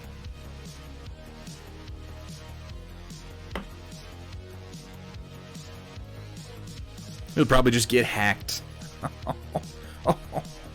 Double O, Wing, and Destiny is good. Wing is like a guilty pleasure. Is Gundam Wing good? There are like a trillion episodes. It moves really fucking slow. It indulges in a bunch of Super Sentai tropes that seem really inappropriate for the genre in general.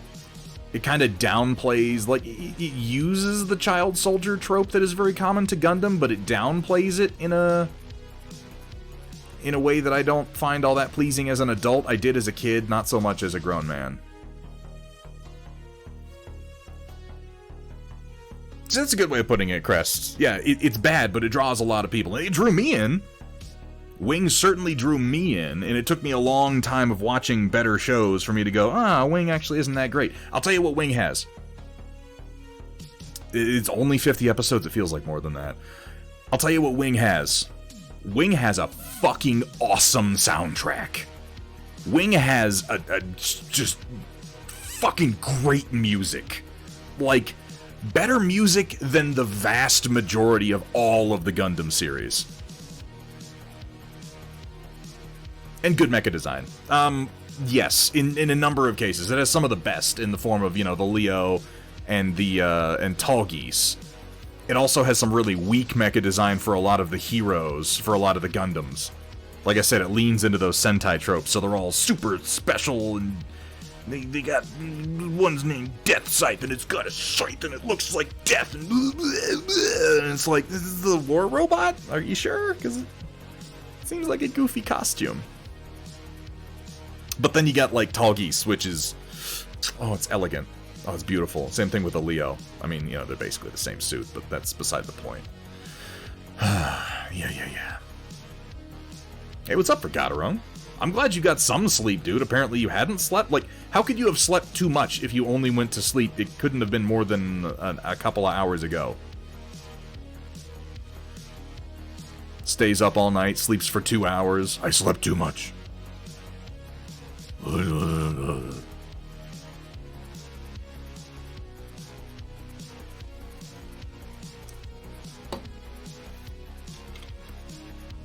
Alright, on to my final 4 for the metal bits. Group these guys in the order that I did them. We're awful close to being done with a full unit, which is a good feeling. Next one should go faster. What, you just saying the word Troa? What about him? Troa Barton didn't have a character as far as I know. Most of the characters in Gundam Wing aren't really characters.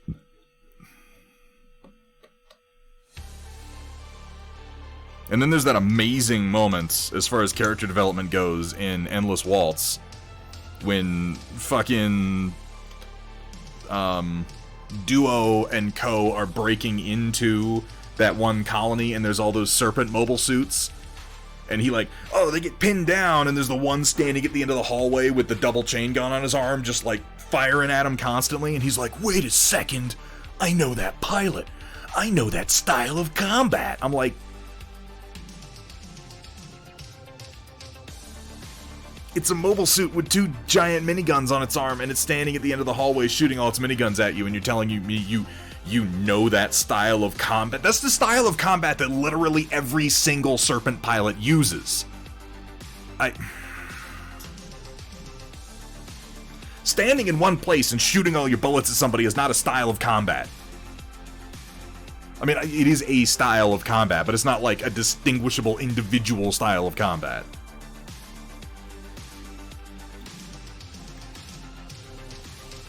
Only one pilot's that fucking stupid.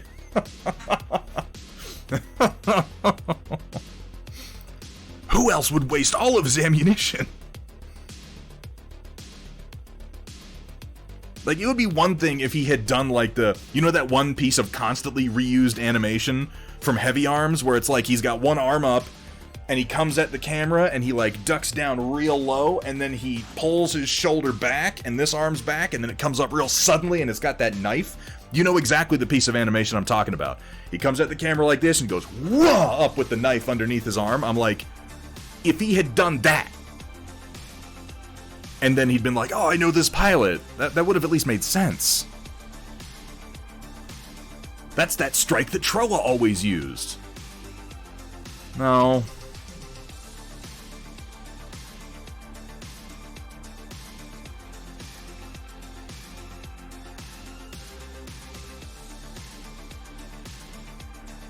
I think it's interesting that I did get started with Gundam Wing, and the older I've gotten, the less I've liked it.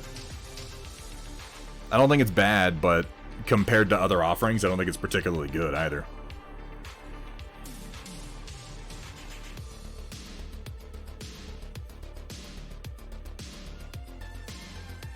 Or if he had done, like, that ridiculous flip that he used to do, and he did it in Mobile Suits too, where he'd leap into the air, flip upside down, like bring his feet together and pirouette in midair.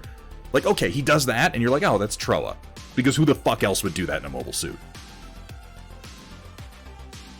That's the only thing that makes any sense. Marlon, here's to you, man.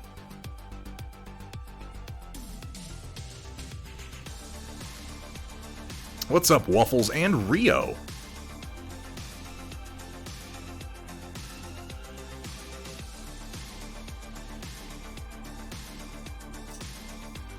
Endless Waltz used to be a Christmas movie for me. I used to watch it every Christmas, but as time went on, I got more and more bored with it.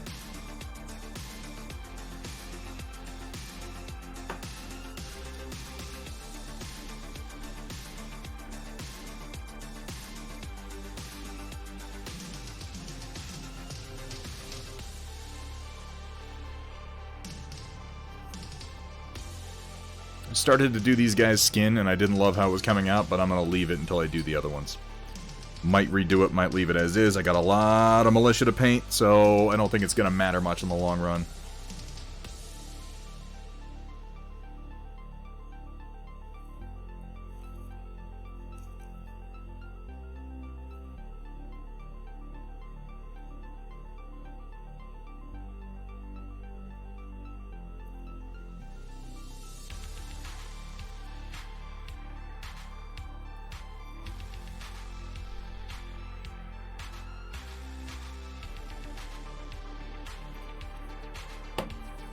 Two. Ever see Gallivant? I don't think so. I feel like I've heard of Gallivant, but I haven't watched it. The missile's printed. Glad to hear it, Vergaderung. Hope we get to see a picture of that. Get on it, Vergaderung. Quick, wash him, cure him, paint him. You can be ready. We got 20 minutes. I believe in you.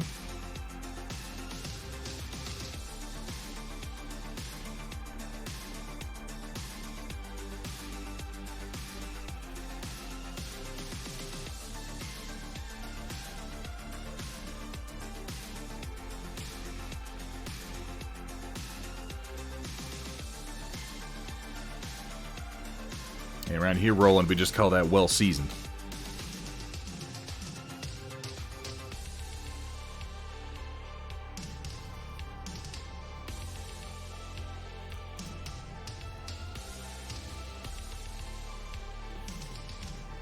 Well, look who we have here. Walter's Workshop, you old bastard. Well, I don't think this stream is big enough for the two of us, partner. How you doing, man? How's stuff? How are your spires coming along? I see you're actually getting close to finishing your spearmen, which is impressive, considering how involved their paint job is.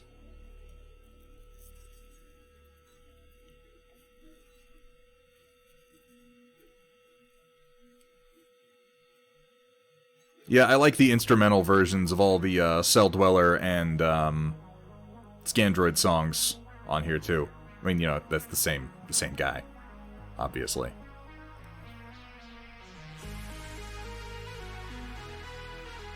But then I'm a big cheeseball. I listen to cheesy, corny, ridiculous robot music.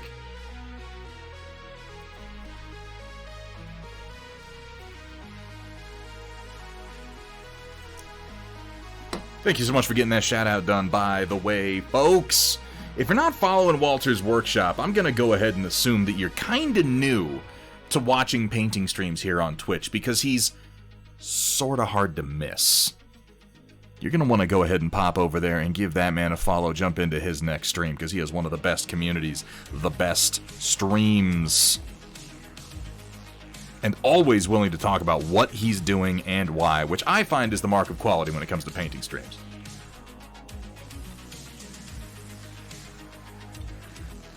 Me, I'm a closed book. You ask me what I'm doing, I'm like, I don't fucking know. Working on them right now. Just got back yesterday from the World Axe Throwing Championships, which was a lot. How did that go?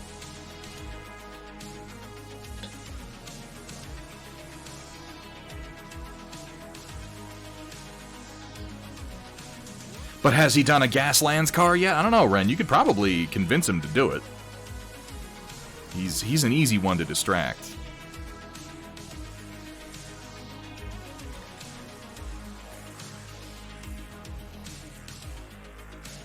What do you guys think of Votoms? Crest, I don't like Votoms. And I feel like people are gonna, like, hate me for saying that. I like the animation. I like the mecha. I think that, like, the scope dog is one of the coolest things that has ever existed. I like the, what's it called? The standing tortoise? Whatever the one is that's like the rebel suit that they fight on the, on planet Space Vietnam later on in the first series. But the storyline of Votoms is batshit crazy, and the combat in Votoms varies wildly from pretty entertaining to just confusing nonsense, and that was a big disappointment for me, because I'm a really big fan of Fang of the Sun Dougram, which was, I believe, written, directed by the same guy who then went on to do Armor Trooper Votoms, and Armor Trooper Votoms has gone on, like, forever. There's a bunch of series that spawned off of it, and I just don't like it as much. Now, I haven't watched, what's it called? The Mellow Link, which is one of the series of Votoms. Everyone says that one's, like, if not the best, certainly one of the most entertaining.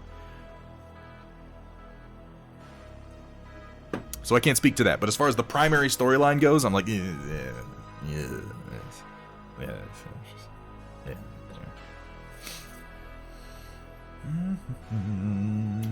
Alright, let me grab a little brush here. And we can start doing little bits of work on the flesh tones. Let's see if we can't get something nice and easy.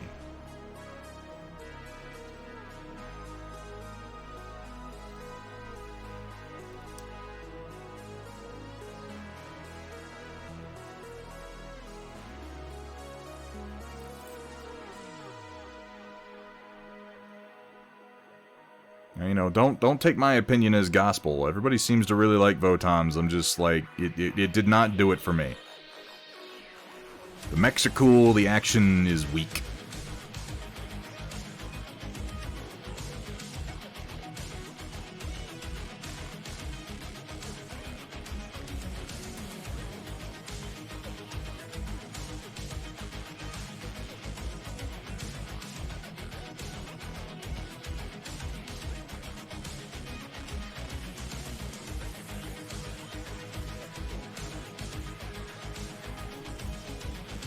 You have Mellow Link, you could stream it? I would love that, because I haven't been able to fucking find it anywhere. And that's like the one piece of Votoms that I still want to watch.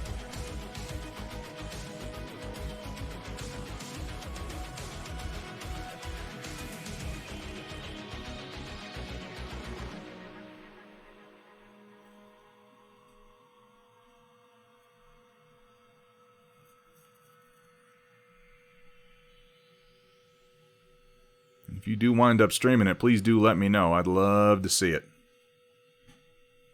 again, I've heard really good things about that one. But then I heard good things about Votoms in general, and I was not pleased, so... I'm sorry, but the main storyline of Armored Trooper Votoms when you get to the end of the first series is just... It's stupid. It's really stupid. Those of you who've seen it know what I'm talking about. Where they reveal, like, who Kiriko QV really is and why he's such a badass. I'm like, this is dumb. This is just fucking moronic. It is the worst of anime tropes.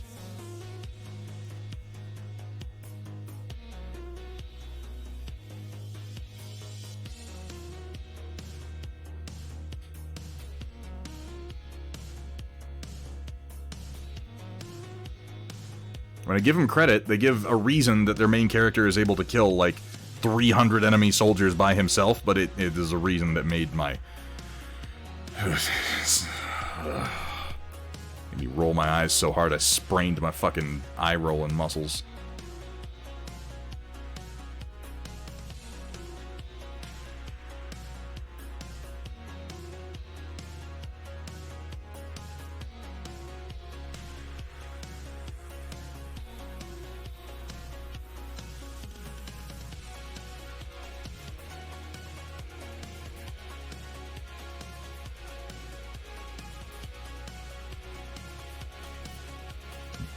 Gaslands have a miniature set. It is just rules, Walter's Workshop. The idea of Gaslands is that you're supposed to use Matchbox cars, and then either just extra bits or 3D printed parts to make your own models. That's a good way, yeah, Crest. It is kind of a Metal Gear Solid-esque clusterfuck. And I maintain that Metal Gear Solid is some of the dumbest shit I have ever consumed in my life. I'm sorry, I know that there are people out there who get really into Metal Gear Solid who think it's really, really cool. I fucking hate it. I have hated it since Metal Gear Solid 2. I played Metal Gear Solid when it first came out on the PlayStation 1 way back in the day, and I was like, this is weird. It's cool, but it's weird. Okay, fine, I'm with the series. I got Metal Gear Solid 2 when it came out, and I was just like, okay, this is... no. I played most of the way through, and then it started getting into real nonsense, and I just checked the fuck out.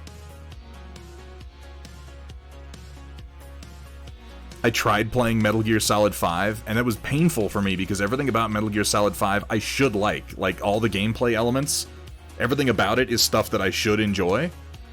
And, the storyline just kills it for me. Like, I'm just like, just let me do missions over and over again and literally never tell me what the story is. Just never ever do it, because it's awful.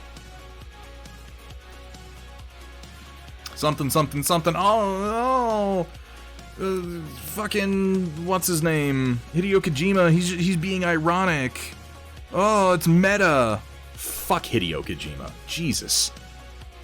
I cannot stand the way he writes.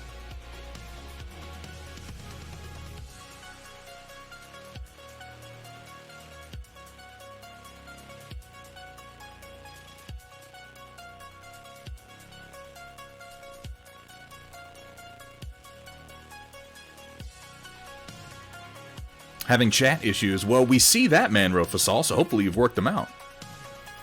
Have Gundam Front Mission Armored Core Transformers are a battler done by, and I'm not familiar with that one, Votoms, gifted to me by a friend, Battletech, War Machine. Those are the mech/mecha things I've collected in my room right now. You know, if it's all about the mechs, that's a pretty good collection.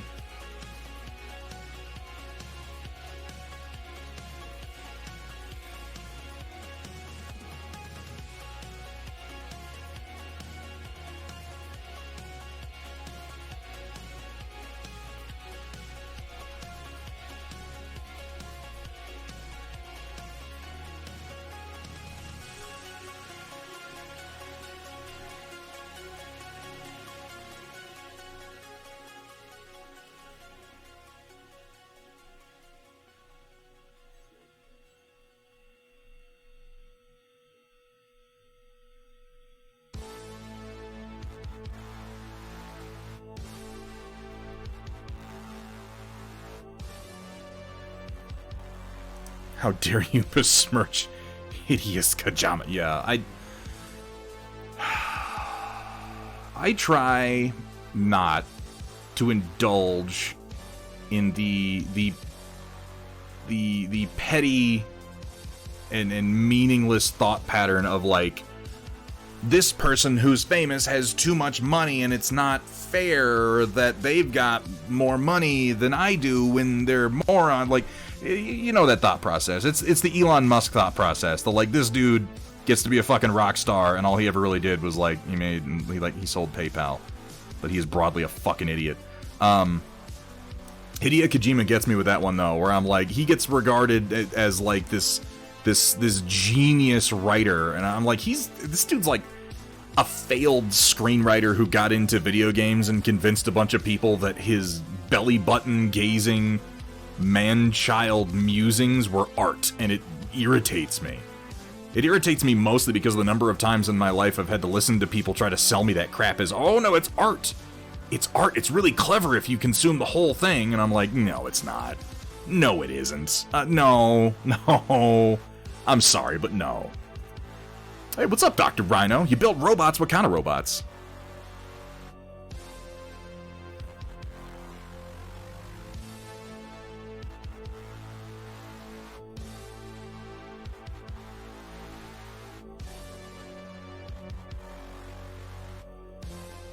I mean, any kind of robot's a step in the right direction, but I'm curious.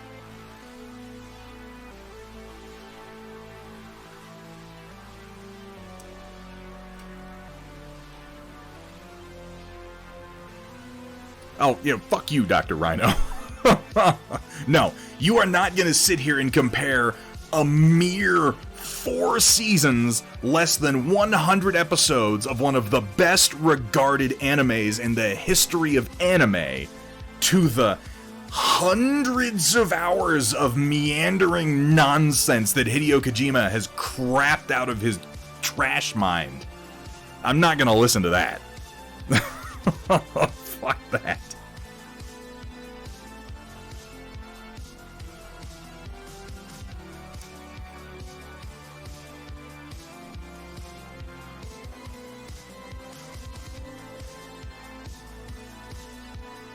You know what Attack on Titan never has? Is a straight-up fan service nude female character that they try to explain as being super serious because, oh, she breathes and drinks through her skin, so if she wears clothing, she's gonna suffocate. Now look at her tits.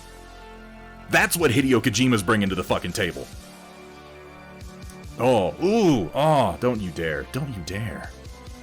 You have a model with a smooth color transition over the surface of the model. How would you edge highlight it with all the different colors? That is a very broad question, Amateur Paint Hour, and I would have to know some particulars about what the model is and what color you're thinking about highlighting with before I could answer something like that.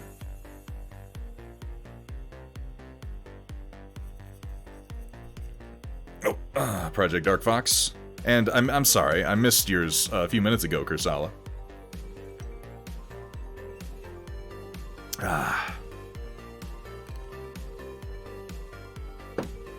Well, see, there's a difference, though, Dr. Rhino. There is a difference. The logic itself is sound. There are plenty of things, there are plenty of artists in this world, there are plenty of series where the wait is worthwhile because it will pay off because the writer is genuinely clever. It's hard to make that argument for series that haven't finished a lot of the time because you're not sure exactly where it's going to go. Okay, that's fair. But I have consumed enough of Hideo Kojima's work through to the end to know that it's not fucking going anywhere and his ideas are terrible. Like, that is my response to that argument used for a specific artist, not my response to that argument in general. Because that is a perfectly valid line of logic. That something that may not be the most satisfying when it starts may make more sense if you give it a chance to play out. That's just fair. But I've given it a chance, and it didn't.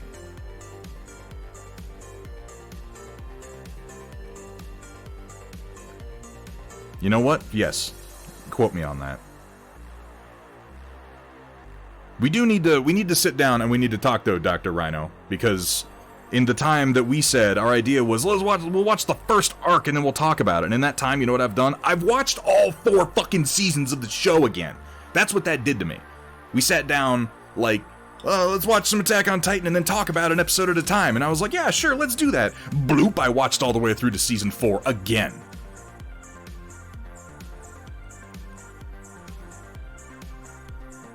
I don't have any water, Project Dark Fox. All I have is beer right now.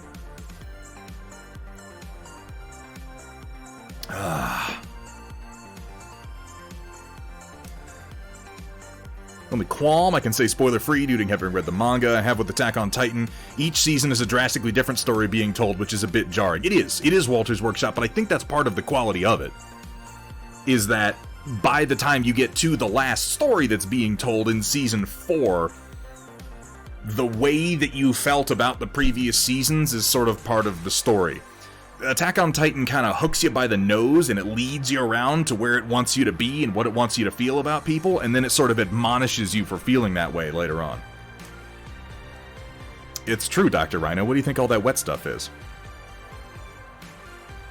Dr. Rhino is more action-oriented, and that's why I need to convince him to keep going, because while, yes, there is less action on average in Attack on Titan on an episode-by-episode basis, and there's a lot of talking about things, and characters talking about their feelings, it's all very relevant to the action, and when there is action in the show, it's incredibly well considered and meaningful, which I appreciate. Almost everything that happens has some real consequence. In some cases, quite a lot. That, and I'm sorry, but there's a fucking fight. There is a fight between two titans in season 2. Is that season 2? Might have been season 3.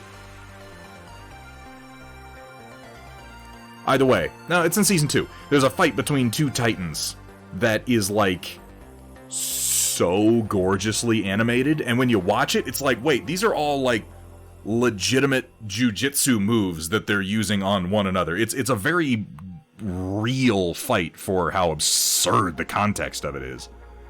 And I love considered choreography like that. No, it's not goblin juice. We're not doing goblin juice.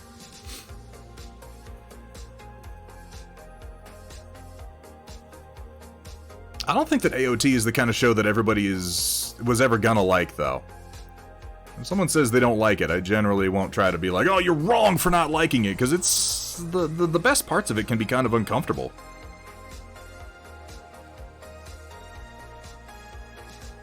But I don't like shows that have nothing to say. And if there's anything you can say about Attack on Titan, you cannot say that it's not trying to say anything. It very much is. What it's trying to say is the subject of some disagreement. Oh no, man, bro, that happens all the time. Like, that's most anime. That's why I don't watch the vast majority of them. Like, oh, it's just the titties. Oh, okay.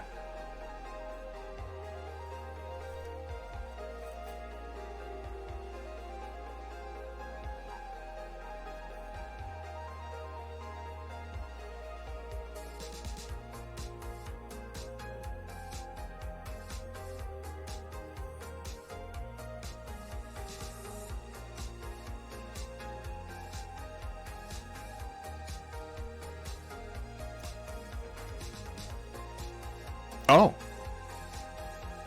It is almost 8:30, isn't it?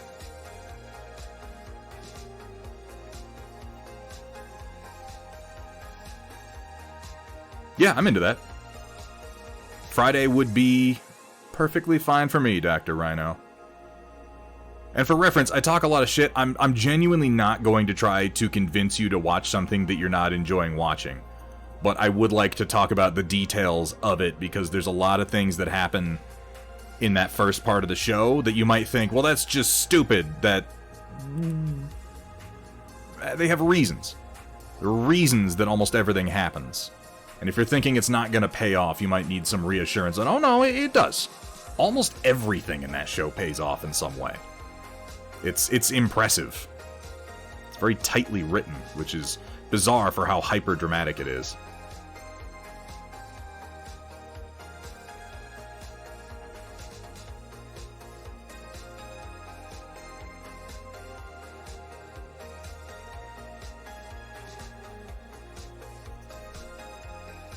Gene Shaft. I don't remember that one at all.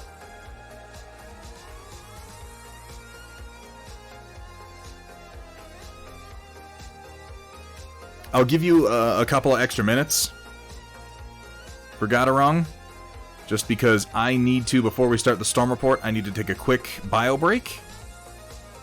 Should just be a few minutes, and when I come back, we're going to go ahead and roll on into it. So if you think you can get it in by then, feel free.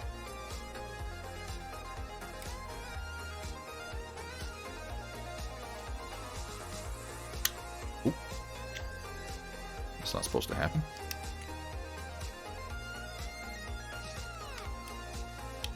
Fuck. There we go.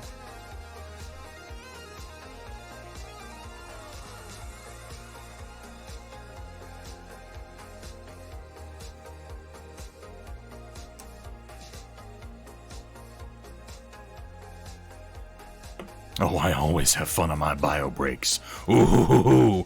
I just sit here for a couple hours, and if I don't get up and stretch my legs a little bit, I'm going to throw a clot or something.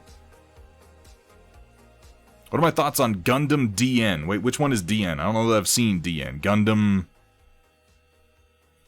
What the fuck is Gundam DN? Oh, motherfucker! Oh...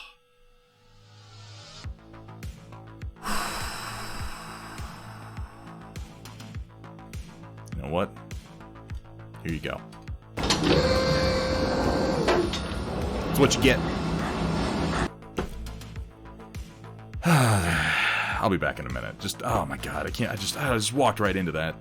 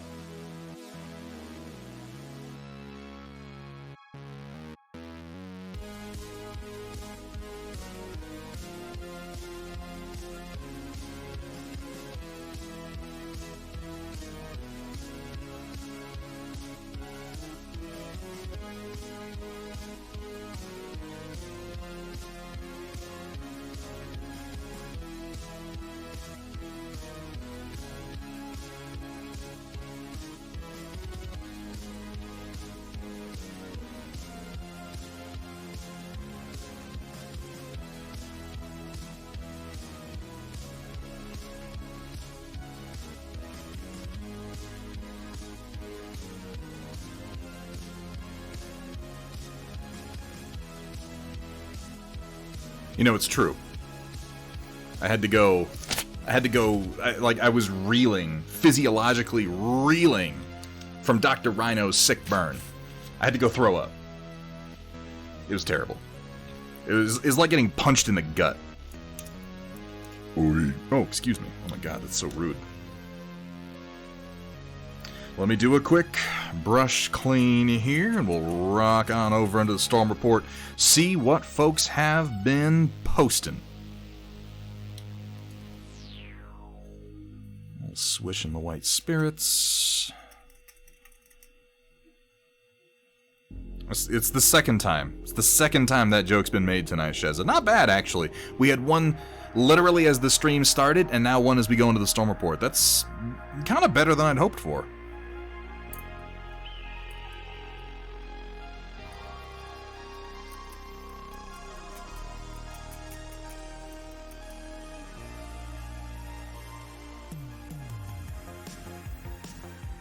Yeah, you know, Walter's Workshop, that's a good way of looking at it. I'm trying to adopt a policy because in the past I've gotten trapped into this notion of, like, just stalling on one mini for a long time as I do new things over and over, trying to get that one mini perfect, but it's better to just keep painting. Just keep going. Be satisfied with the level that you're at and improve a little bit over time, and before you know it, you're doing much more complex stuff much more easily.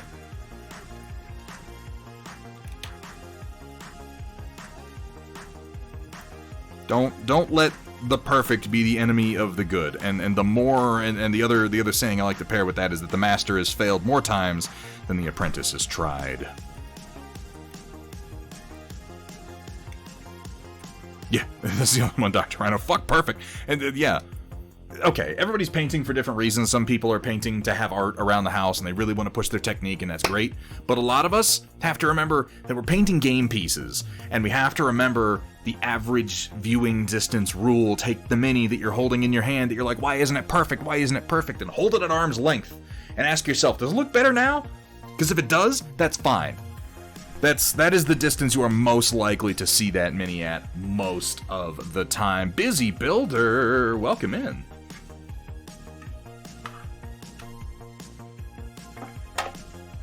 Oh, God, I'm gonna sleep like the dead tonight. I had a long day. Hopefully I'll have some news on my fucking car tomorrow. That was stupid. Everything that happened yesterday was stupid. I was actually gonna be on Dr. Rhino's stream last night bullshitting with him, and then, like, nope, I'm in the middle of nowhere and my car doesn't work.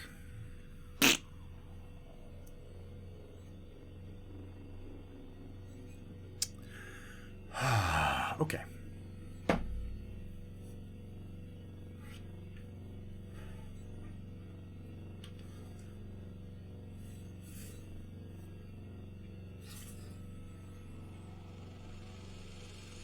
Scoot these guys back so I don't jam them with my elbow like an absolute frickin' maniac.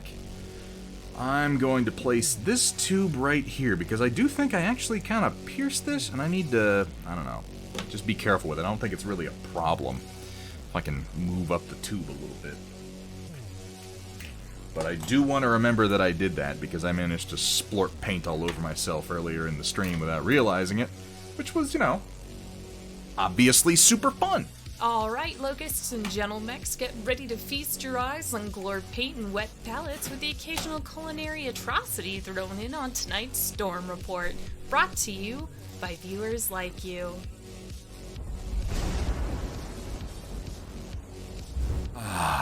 Here we go. Hello, caller. What's your name? Where are you calling from? I'm Thunderhead, and I'm in the middle of nowhere. Let's talk about some big naked cannibals and some people with grappling hooks on the hips. That sounds like fun. I've got a number of files that are going to be releasing in the next week. Manro Fasol, the oil paint palette, and the magnetic grip are going to be among them. I've been stalling on that just because I've been waiting for like some amazing inspiration to push those files to the next level, and I've made a few changes to them, but I kind of wanted to just sit and use them for a while and be like, where are we, like, okay, you know, what haven't I considered? What's going to go wrong? What is the flaw in this design that'll only become apparent as I use it more? And as time has gone on, the answer is nothing. It works great, and I love it, so I think we can go ahead and fire it off. Here we have up first from Mafik. Despite the fact that I'm watching... hang on. Despite I'm laughing that I'm watching Thunderhead broke because of Arden working as a Playboy. Wait, oh yeah. For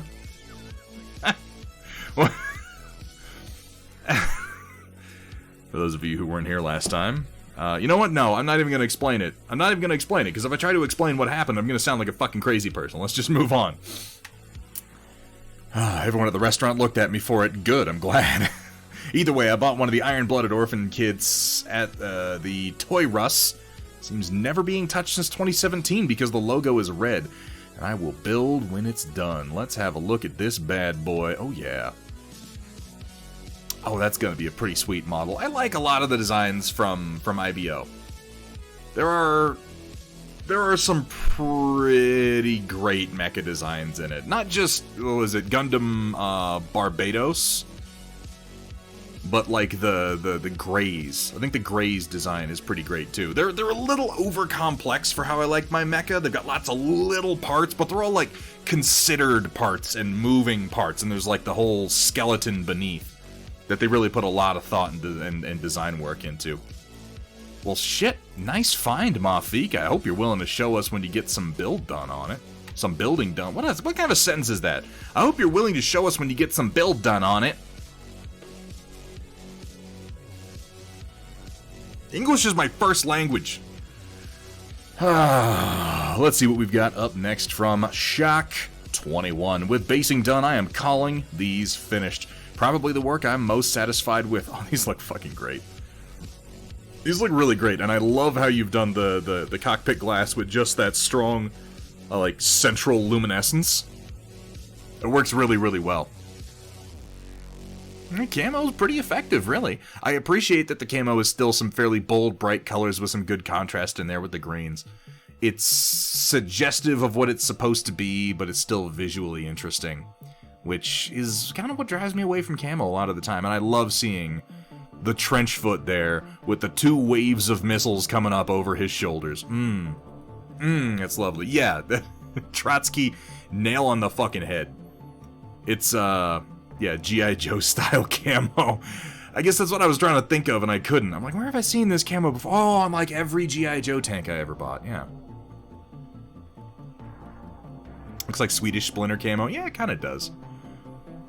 DLI, we used to have a bunch of European officers that would hang out there. We had some Swedes. I think we had some Belgians. They had very similar camo.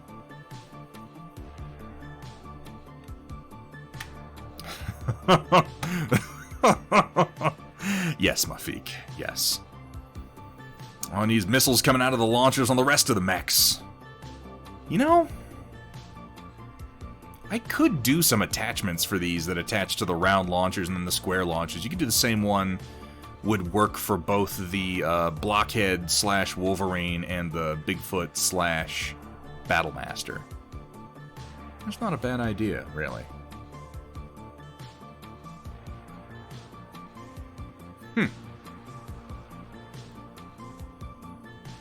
Wouldn't it be hard to do?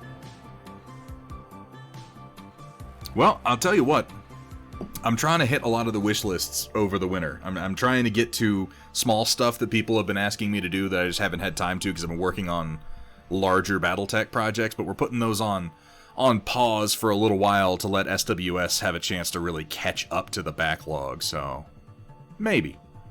On my list is trying to convert these models into multi-pose kits too, so we'll see. There'll probably be a V2 Redux at some point. Something like what Deadly Print Studios... Yeah, Dr. Rhino, exactly. I've got a lot of Deadly Print Studios stuff. I bought a lot of it before I knew how to make stuff like that for myself. And yeah, Vergaderung currently is working on some for his own SRM launchers. Which I love, by the way, Vergaderung. I haven't had a chance to tell you about this yet, haven't had a chance to tell you it yet, watching you work on those. I love how the smoke has a swirl to it. Like, you can tell that because you did, like, the little Sidewinder-style missiles with the real narrow bodies and the big, wide guidance fins. And you can kind of tell that the missiles are they're spinning as they go. It's pretty awesome. Really fucking nice work on this Shock 21. I really, really appreciate the nice smooth work you did on the cockpit glass to create these focal points and really help them stand out. Again, I'm not usually a huge fan of camo, but I think that this has come together pretty well. And a lovely paint job on the trench foot. Also, you know, almost everybody's painted a trench foot now except for me. I guess I should, you know, finish basing mine. That's a hell of an idea, since I have actually painted it. And here we have from Square. Needs varnish, but the cataphract turned out pretty good for just dry brushing and a little detailing. Ain't nothing wrong with dry brushing and a little detailing. I think this looks pretty fucking great. Honestly, the little bit of cleanup goes a long way. The little splashes of color really, really help to balance the model out here on the back and on the front across the weapons. And then that blue right in the middle, nice little focal point. For being simple, this is an incredibly effective paint job, and there's nothing wrong with that. Again, we were just saying, we're painting game pieces, guys. The new cataphract is a nice design. It hasn't changed much. This mini has almost changed the least from even the MechWarrior Online design. Like, from the original design to the MWO design to the new CGL design, there are very few differences across all the cataphracts. It's just kind of a classic. And yeah, Square is using those Rainy River designs, acrylic paints, and washes. And man, they really work damn well. I would be remiss if I didn't mention that you can always hit !Rainy River in chat to get a link over to RRD, where you can find a whole lot of really, really cool acrylic paint sets. They got washes, they've got glazes, they've got base colors, they have flocking for your mini bases, which are really nice. Chaotic Harmony uses a lot of those, and you can get Thunderhead Studio mugs. You know, you can get some really nice mugs that just happen to say Thunderhead Studio on them. You know, in case you want something like that. I don't know who would. I mean, you know, we all use mugs, so why not have plenty of them? And I mean, I know I'd certainly like to have one that... Oh, what? I've got one right here. Oh, that's crazy. What? Oh, man, what are the odds? You can get hoodies. You can get t-shirts. Let me tell you. Oh, no, I shouldn't drink that. That coffee's ice cold. Ooh, I'm glad I stopped myself there. I've made that mistake one too many times. But yeah, lovely work, Squared. I'm really glad to see this one after you've done a little bit of cleanup, because it goes a long damn way. I really like the little bits of muck and weathering you've done here on the bottom leg panels too. Helps sell the whole scale of everything. Looks like it'd be perfect to sip my paint water out of. That might have happened a time or two. Well, it is Battletech Day today, because here we have from Wheezy my Korita Sword of Light Lance, based on an image of the Panther from the Battletech Legends book. I think they're pretty okay, but I felt sort of inspired by the plain red scheme. It's a solid and easy scheme to do. Anyway, they're good for the table, and painted is better than unpainted. Oh, I did the SOL symbol, Sword of Light, by hand. I'm reasonably happy with them. Reasonably? These look fucking great. First of all, can I just note, this is a great choice of basing. This is a great example of what I say sometimes with keep it simple, but add little bits of interest, and use it like, I view basing as like the frame of a nice picture. It shouldn't distract you from the picture, but it shouldn't blend in with it either. It should contrast enough that it kind of helps you see the rest of the mini. It outlines, it highlights, it accentuates the rest of the paint job. This is a great example of doing exactly that. First of all, these little, I'm assuming, hand-sculpted craters in here kind of help to sell the scale of what we're talking about, like it's walking on a lunar surface. And then the cool tones against the very, very warm paint job. Just does a lot to help you see the rest of the model. I like this kind of sickly yellow-green that you have for the cockpit glass on each of these. That's a great choice. A very simple lensing job. You didn't go overboard with it. Did a good job even here with the visor on the Hatamotochi. And you did all these by hand? The Sword of Light logos? There, and then up here on the shoulder? That's really good. This is... I'm sorta kinda happy with them. These are fucking awesome paint jobs, man. Just bump my beer into the microphone. Don't worry about it. Don't worry about it. I'm a pro.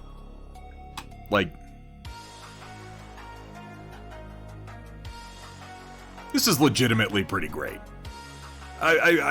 You see a lot of Sword of Light paint jobs, and not many of them are this striking, or have as many good small color choices made. The number of times I've seen people do Sword of Light and do, like, orange for their cockpit glass, and it's like, I can't see it.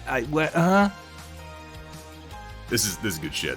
This is damn good shit. Soft spot for the dragon. I actually really like this new CGL dragon. I don't know. Something about it. The big rounded shoulders. The fact that the cockpit is actually large enough for you to tell what it is. Something about it really appeals to me. Good job on the K2 also. All in all, fucking fantastic work. Here we've got from Ren Momo. Completed the Vitrian Dragoon Squad from the Gaunt's Ghost books. Did not do the refractive glass armor justice. I just did blue. Ren, when you say to yourself, and this is something, I say this because I've considered painting Vitrian Dragoons in the past.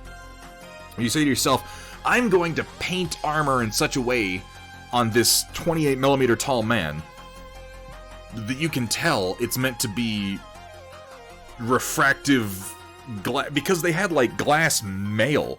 Like their armor was this woven glass ring, and like it had a rotating quality to it. Like it could rotate and become dull, or it could rotate again and it would have the more refractive pattern on the outside for when they were getting hit by las weapons. Like, that effect is difficult to even visualize in the context of the novel.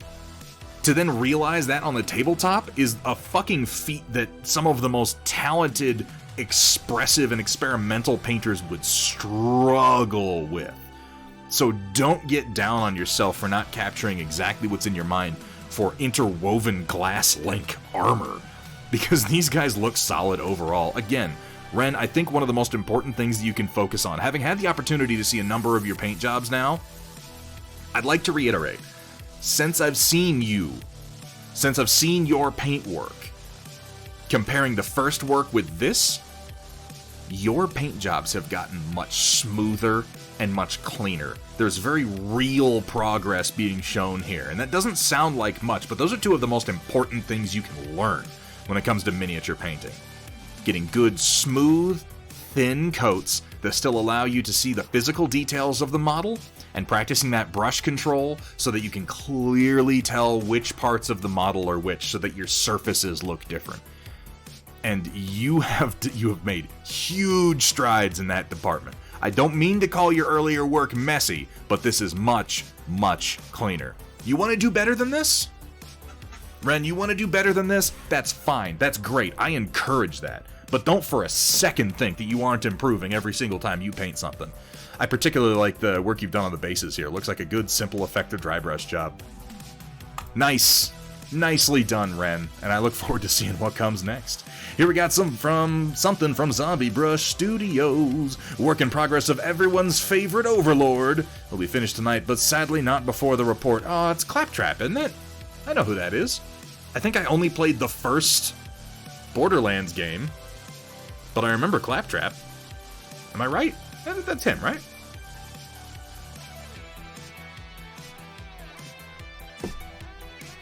I mean, unless he's been ripped off since then, and I had no idea.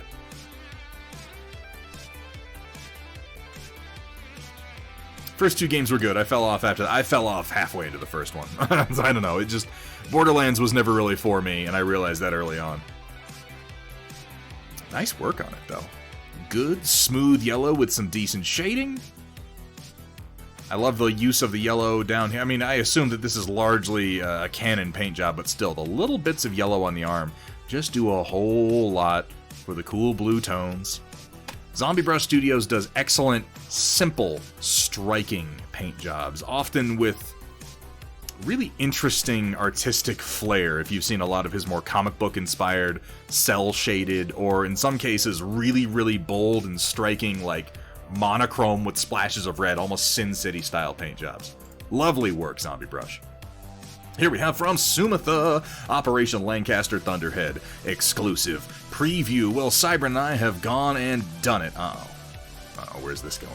Still needs to be tested in terms of printing, and admittedly there are a couple of additional weapons that need tweaking, but the Reckoning Assault Battle Mech is tentatively complete. As was stated in previous Storm reports, this thing is a beast. It's 85 tons of hippity-hoppity go fuck yourself, clanner. Ooh, that makes me happy. Introduced just in time to take part in Operation Bulldog. It's built to take a beating, but also, more importantly, give one out. I'm gonna make one, and I'm gonna call it Clown Baby. The mixture of particle projector cannons, Gauss rifles, short-range missiles, and medium lasers create a machine that's dangerous at any range. Of course, at point blank, well, be ready for fisticuffs, because this mech clearly likes to pound clanners into the ground the old-fashioned way. Fucking get him down, pound him! Get him, pound him! Oh, I'm sorry, you couldn't see the hip thrusting. That worked much better if you could see the hip thrusting. Very excited to see the Reckoning in the flesh, plastic, and also in the ink once Matt Plug works his magic on it. You could feel it. As long as the spirit of it came across. This is some nice work. This has been a fun one to watch the iterations of, the little small changes. I'll tell you, this posing definitely does a lot for it.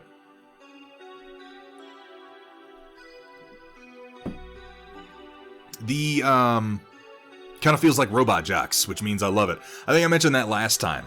It's the arrangement in this one of the cockpit being essentially in the center of what you think is think of as the chest, and then the two weapon pods being raised up off of it, with the shoulders obviously being higher than it. The two things it reminds me of are the Matsumoto 14 from Robot Jocks, and Gossamer from Looney Tunes.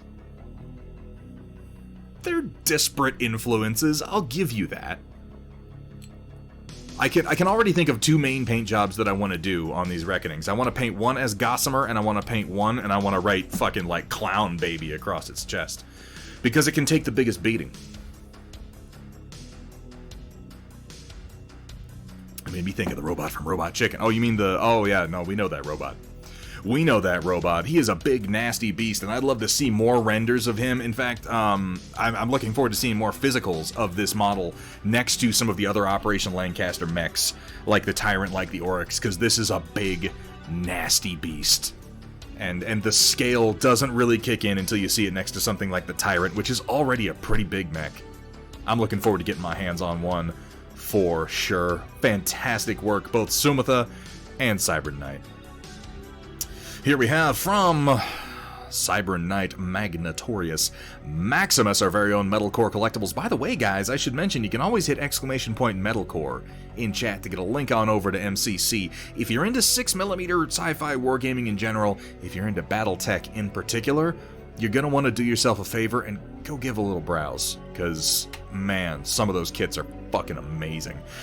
Oh, what's the point in opposable mech if you can't do the most important pose? Oh...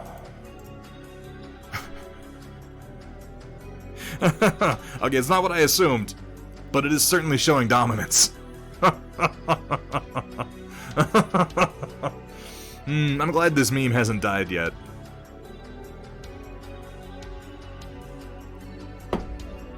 It's a multi-pose model, Dr. Rhino. Get one of your own and you can make it praise the sun.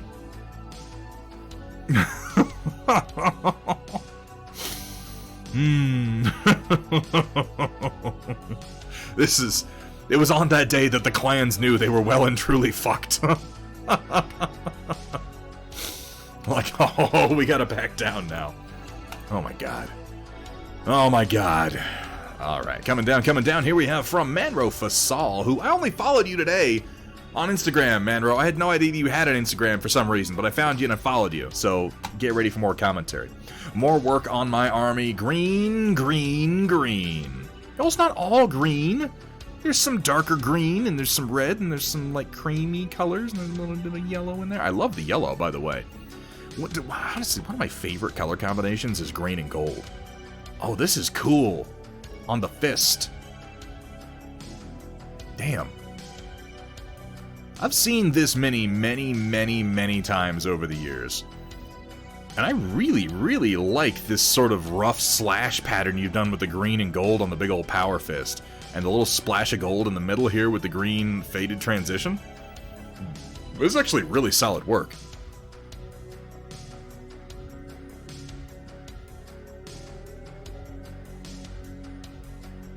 I'm curious what all more you intend to do on this. Obviously, there's some details that haven't been gone over yet. There's the opportunity for some advanced effects if you want to do them. You got a number of banners you've attached, which these are extra bits, so I can only assume you're going to come in here and try to do some lettering or something on there, which I'm curious. It's an orange. It's kind of like a school bus yellow, which is yellow-orange is what I'm getting from it. Kind of gold, real deep, rich, you know? That works really nicely. A little bluing on the exhaust would be dope. I could see that. Yeah, you could do that. Go from like silver to blue to amber out towards the tip. That's always a neat thing to do with these shrouds, either on weapons or on engines. Struggling getting inks to take in the words. Oh, for doing like, yeah, so, you know, that's a good thing to practice on like a piece of scrap. I've had good luck using just like pure black paint or a really dark brown, and take the piece that you have and then your you know, painting hand, put the heels of your palms together, and then you think of yourself as like a tattoo needle, you know, just doing these tight little motions. And I'll just keep doing this, and then I'll slowly move my hand in until I'm going dot dot dot dot dot dot dot, and then I'll just pull it out and I'll keep up the motion. Just dot dot dot dot dot dot dot, and you can get kind of a nice little text look. I tend to try to do more vertical lines in a row so they look like lettering. Make sure you put little pauses in there. Like, don't just do dot dot dot dot dot dot dot dot dot, like just across. You want to put little pauses in there so it looks more like words, paragraphs, sentences. And if you want to, every now and then, go in there and just do one big stylized letter in that sort of like old Illumination style, how you would start a text with like a big T and then the HE. It'd be the. But it'd be like a giant T and then two small letters. I'm sure there's a phrase for that. I don't know what it is. Use gloss varnish first to reduce surface tension to help it flow in. After that, matte varnish over it. Listen to Dr. Rhino. The man knows what he's doing. He paints so much, it's stupid. It's ridiculous. I am in awe of Dr. Rhino's productivity to quality ratio, so I would absolutely take his tips. Oh, for the chest piece. Oh, for this. Oh, I see. You could consider doing an oil wash. That would be really, really easy to do on this.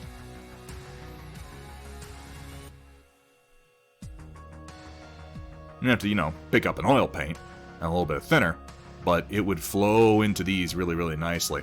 Another thing that you can do is sort of reverse it, do the whole thing in dark colors, and then come in with a makeup brush and dry brush downward and pick up the edges of the lettering.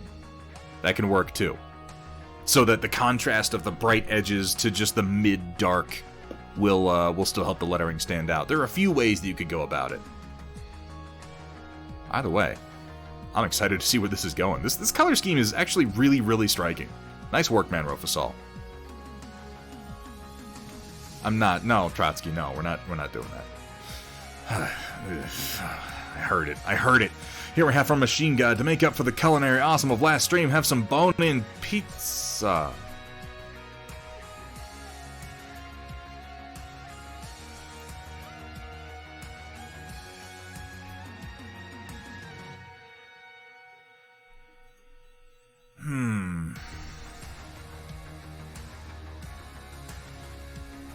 I don't know quite how to tell you this, but you may want to try a new pizza place. That's Jesus Christ. Oh no, I can't stand the boneless pizza. Walter's Workshop. It just ends up being like a soft nugget of cheese and pepperoni. It's no good. You need that little bit of roughage, you know. Give it some a little bit of backbone, if you will.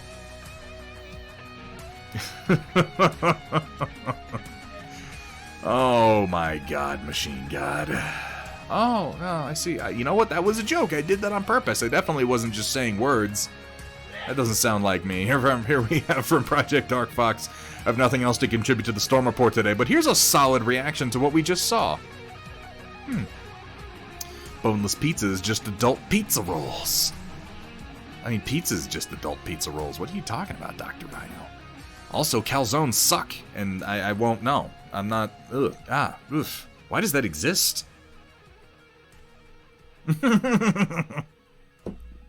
I didn't realize you made that an emote PDF. That's delightful. What's up, Arson Pancakes? Welcome back, man. We're just getting wrapped up. Calzones are just giant ravioli. Yeah, they're too cooked. They're too cooked to be ravioli.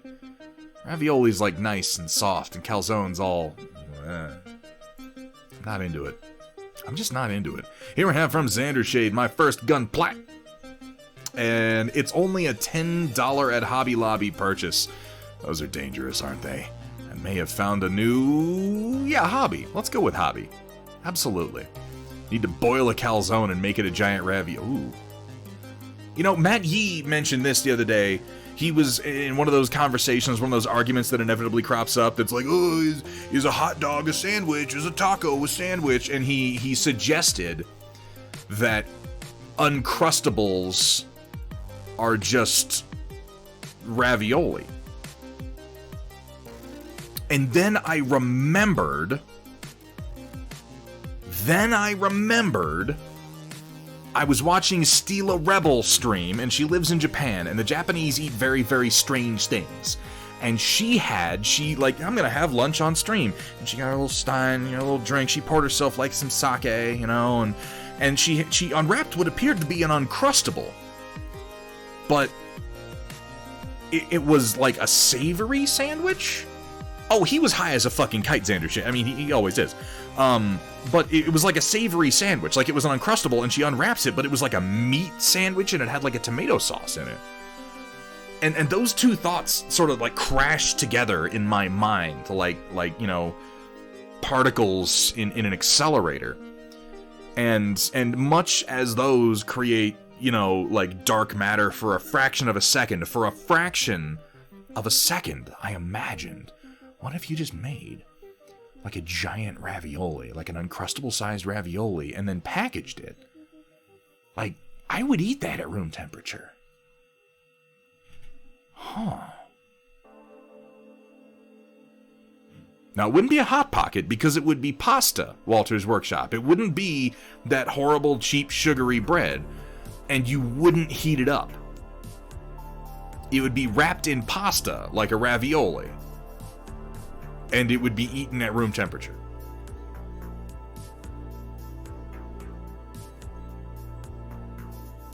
Because the purpose of this lunch is it's like an Uncrustable. If you heat it up, then it's not like an Uncrustable anymore. Don't question the room temperature nature of my giant raviolis. Y'all just want to ruin and ruin and ruin. Here's to you, Riot Sister. They sell Uncrustable, non-PB&J like pizza flavor. I've literally never seen those. I've never seen those before Arson Pancakes until I saw Stila Rebel eating something very much like that. You can just inject this straight into your eyeballs. How about that idea? You know what? I'm not opposed. I would never ruin your giant ravioli. Yes, just let me have my room temperature, tender tomato pasta sandwich, okay?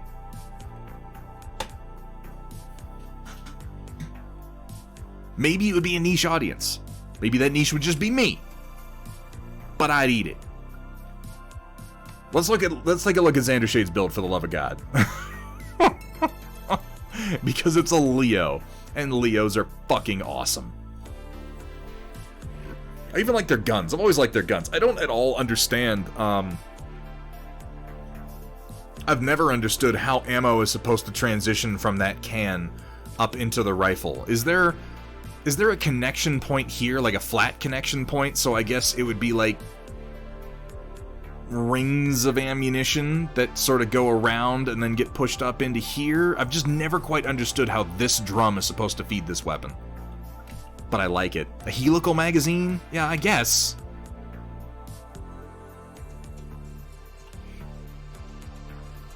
It's the connection point that throws me, Vergata.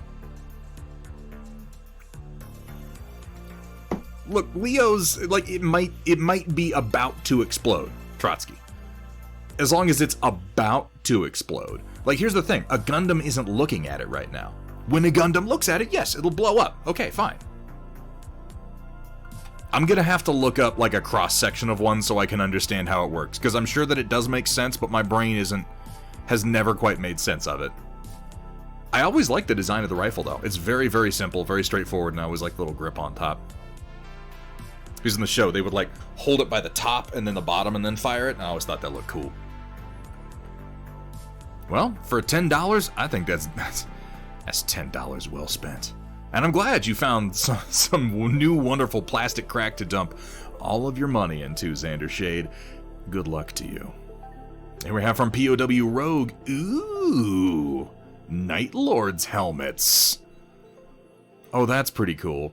This detail here is one of the things that I'm most sad about losing in the transition to Primaris Marines. They have the new Primaris helmet, they all have that smooth plate going down, and then they've got the little lateral vents in it. But this has always been one of my favorite details about Space Marine helmets, is the big frowny face grill that they have. This one is obviously very exaggerated for the sake of the Night Lords. It's more downturned than usual and a little bit wider than usual. I like the doubled up like vent hoses here. Yeah, right, Walter's Workshop? Fuck yeah. The old, like, big, nasty grill. It was so cool looking. The Primaris helmets don't have the same character. And then, of course, because we're Night Lords, we've got to have the, like, long vampire teeth on one of them. And the big, goofy bat wings. There's just something so gaudy and absurd and fucking, like, 90s and metal about not just my favorite designs of Chaos Space Marines, because a lot of Chaos Space Marine design has moved, like, lately the Death Guard have been really popular, so it's all plagues and single baleful glowing eyes and nurglings and blurbity blurbity blurbity blurbity, but, like, old Chaos Undivided, World Eaters, Word Bearers, Night Lords. I have a real attachment to this classic Chaos style, and the wings are a lovely touch. They just wouldn't be Night Lords without the wings. Now I want to see these printed and painted with some nasty lightning bolts on them. Yeah. Like a ridiculous chopper-style motorcycle. Yeah, very much so. This was actually a test on doing bat wings. Now I can see how these might be really delicate prints. And if I were doing this myself and then printing it out, I might do a connection, like, going up the bat arm. Like, connect this into the helmet a little bit, sort of meld it in, just to give the whole thing more strength. Because otherwise, you've got this one connection point down here. It would be much stronger if you had a curved connection piece going all the way up. And I don't think it would really detract from the look at this scale at all. But, you know, you do you. Oh, excuse me. And the Night Lords have always been one of my favorite Chaos Legions. Maybe it's because I really like Chaos Raptors. Like the old classic Chaos Raptors with the big nasty talon feet and the big crazy jetpacks that they wore. Maybe make the wing finglies a bit thicker. I could see that too, Vergaderung. At this scale, with how small this is gonna be, it can't hurt to exaggerate. It cannot hurt to, like, I might even make these larger. Because this is really small, ultimately. Like, I might make this bigger. I might make these bigger. I think the spikes are good. I think the Mohawk spikes are good. I feel like you might lose the area between these two hoses. I might widen that. I might move one up or one down to put more of a space there. This is just me thinking as, you know, a designer and printer. I think also maybe these, I like how you have the like on a human skull, there are these little bumps. Like, you know, how an actual skull leads down into the tooth sockets. You might want to exaggerate those just a teeny bit more. But, you know, the best answer here is to test print it. Oh, there you go. You got that 8K coming. Yeah, test print it, see how it goes, and then adjust fire from there. But these are fucking cool. These are real nice. Languin. I kind of want some of those, honestly. What in the fuck? What the fuck is happening?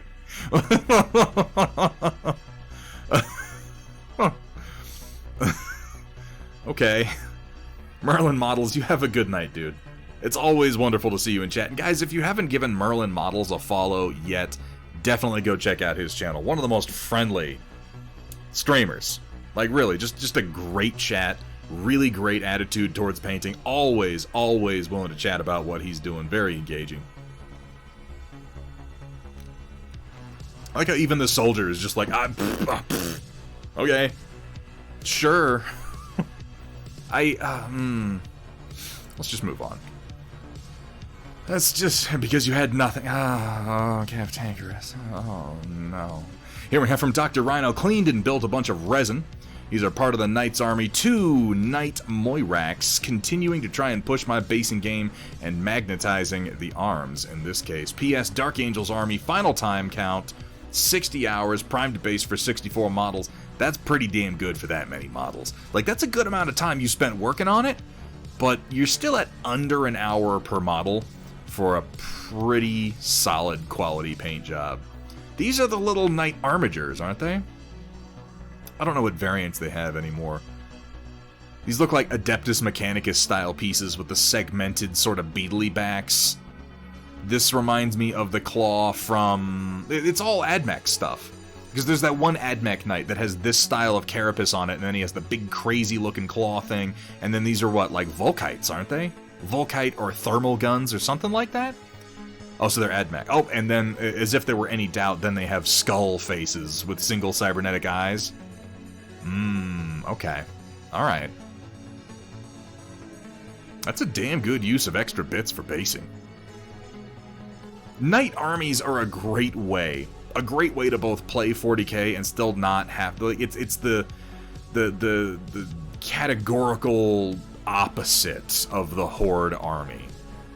And it's even more forgiving than just the elite army. It is the hyper elite army, and it really gives you the chance to kind of take your time and focus on each individual unit.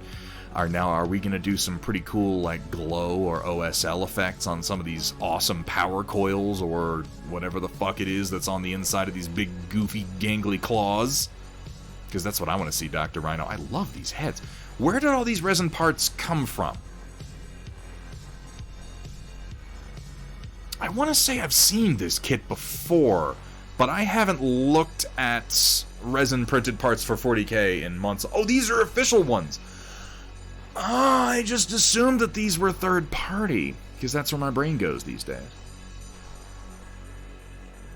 Well, I'll tell you, that explains why they fit so damn well. Nice builds, Dr. Rhino. You'll probably have these painted by the time we're done with the Storm Report, even though there's only 2 more entries. Here we have from Kursala. Last night I got inspired and decided to model up a proper version of a Kit Bash tank that I made a while back. Took a total time of about 5 hours to build the hull, another 6 or so to the main cannon, but that's because I was distracted by Verg's impromptu sculpting stream. Forgot it wrong. Still needs a pair of lasers attached to the side skirts, but for the most part this thing is just about finished. I'm not sold on the turret twists, but after spending an embarrassing amount of time on it, it'll stay for now. Might come back and remove it later. Just let the cannon stay forward-facing, but that's the decision for another day. Side note, the working title for this thing is Thomas the Tank Destroyer, because the guns on the prototype make a derpy face. I'm not seeing it. I'm not seeing the derp face. It must be on another version. I like the way you designed the cannon, particularly with the ability for it to elevate, which I assume is what this little gear back is. It's an interesting choice, Kursala. For a cannon this big, I actually really like the fixed hull design. It's the tank destroyer model, where the cannon is so big that it has to be integrated into the hull to support it enough to actually fire itself. Hang on, let me see. Okay, I see it now. Yep. Okay, fair enough. Yeah. I like the tank destroyer concept, and I think that taking the opportunity to kind of bring the hull up and integrate it into the sides a little bit, maybe in the back. I like the big ejection port on the side. I might keep that. Do the offset big cannon sunk into the side with the window shifted over? I think that's a good idea, actually, for Gadarung. If you took this central portion and shift it over to the side, and then move this to the other side and kind of drop it down so that it's laid in a little bit, you know, slightly overlaid with it, that could be pretty cool. It could be pretty cool. I would say take the pieces and move them around into a few configurations, and then just take renders and sort of shop those around. But I'm definitely leaning towards integrated into the hull, if only to set it apart from all the other designs. There you go, make them all. What the fuck? Why not? We can make anything we want. Kursala, your work is continuing to improve. I really like the design of this weapon overall. I really like the big ejection port. Just broadly in design terms, I realized after a while of studying Guillermo del Toro's work and trying to understand why I liked it so much that I just have this attraction to things that are big mechanisms. Like, that thing's too big to move, but it obviously does. I think one of the first things I can remember being fascinated with in that way was... Oh, it's just a Warhammer arm. Oh, shit. What do you know? One of the first things I can remember being fascinated with in that way are, you guys know the big movers that they use to move the space shuttle, like, launch rockets into place down on the Cape? Because I grew up in Florida, and I used to see a lot of those. Those just gigantic rolling platforms with the huge treads on them. I found those things just fucking enthralling. Way more interesting than the shuttles themselves, which is kind of perverse. And, I don't know, that's just kind of carried forward. And something about that with the big ejection port, that does it for me. It really does. Here we have from Vergadaron, got a quick mock-up of the missiles and jump exhaust launchers I made to modify the plastic catapult into a butterbee. The missiles are super tiny, but printed I only lost 1 out of 7. That's not bad. Ooh-wee. This is pretty cool. This is pretty cool. This is gonna look fucking great when you paint it up. Yeah, it's tricky when you move the missiles far apart from one another and they wind up kind of free-floating. It's definitely tricky. The few times that I've done similar effects, I always try to kind of link them in small ways so that the overall structure is a bit more solid, but this is nice looking. I really like, I know I say it every time, I love the look of that smoke resin. And Vergadaron will have this entire, he'll have like 9 of these painted by next stream, by Thursday. It's gonna be stupid. I'm starting to think I'm the slowest painter in the damn world. It's embarrassing. That's what it is. But, what are you gonna do? Only lost it because it dropped when I was scraping the raft off. That is about the worst. Now, I would think that if you printed it with the back of the launcher facing down, you wouldn't have to have any connections to the missiles themselves. 5 months for 12 spearmen. Walter's Workshop, the standard to which those spearmen are being painted, absolutely removes that title. Absolutely justifies the amount of time you've... Walter's Workshop, those fucking spearmen look amazing, dude. Like... I'm going to be referencing your paint style to try to come up with something that's totally gonna sweat it. Like, I want you to know that. I'm gonna be painting spires next, and I'm just gonna be ripping you off. Like, completely.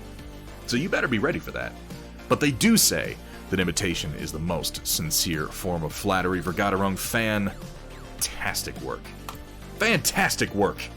And what a way to close out the Storm Report and close out the stream. Have I heard of Barbados Rex on YouTube? There's a bunch of paint/airbrush tests, including craft paints and an airbrush. I'm trying that myself soon. I feel like I've heard the name, but I've never watched anything by him.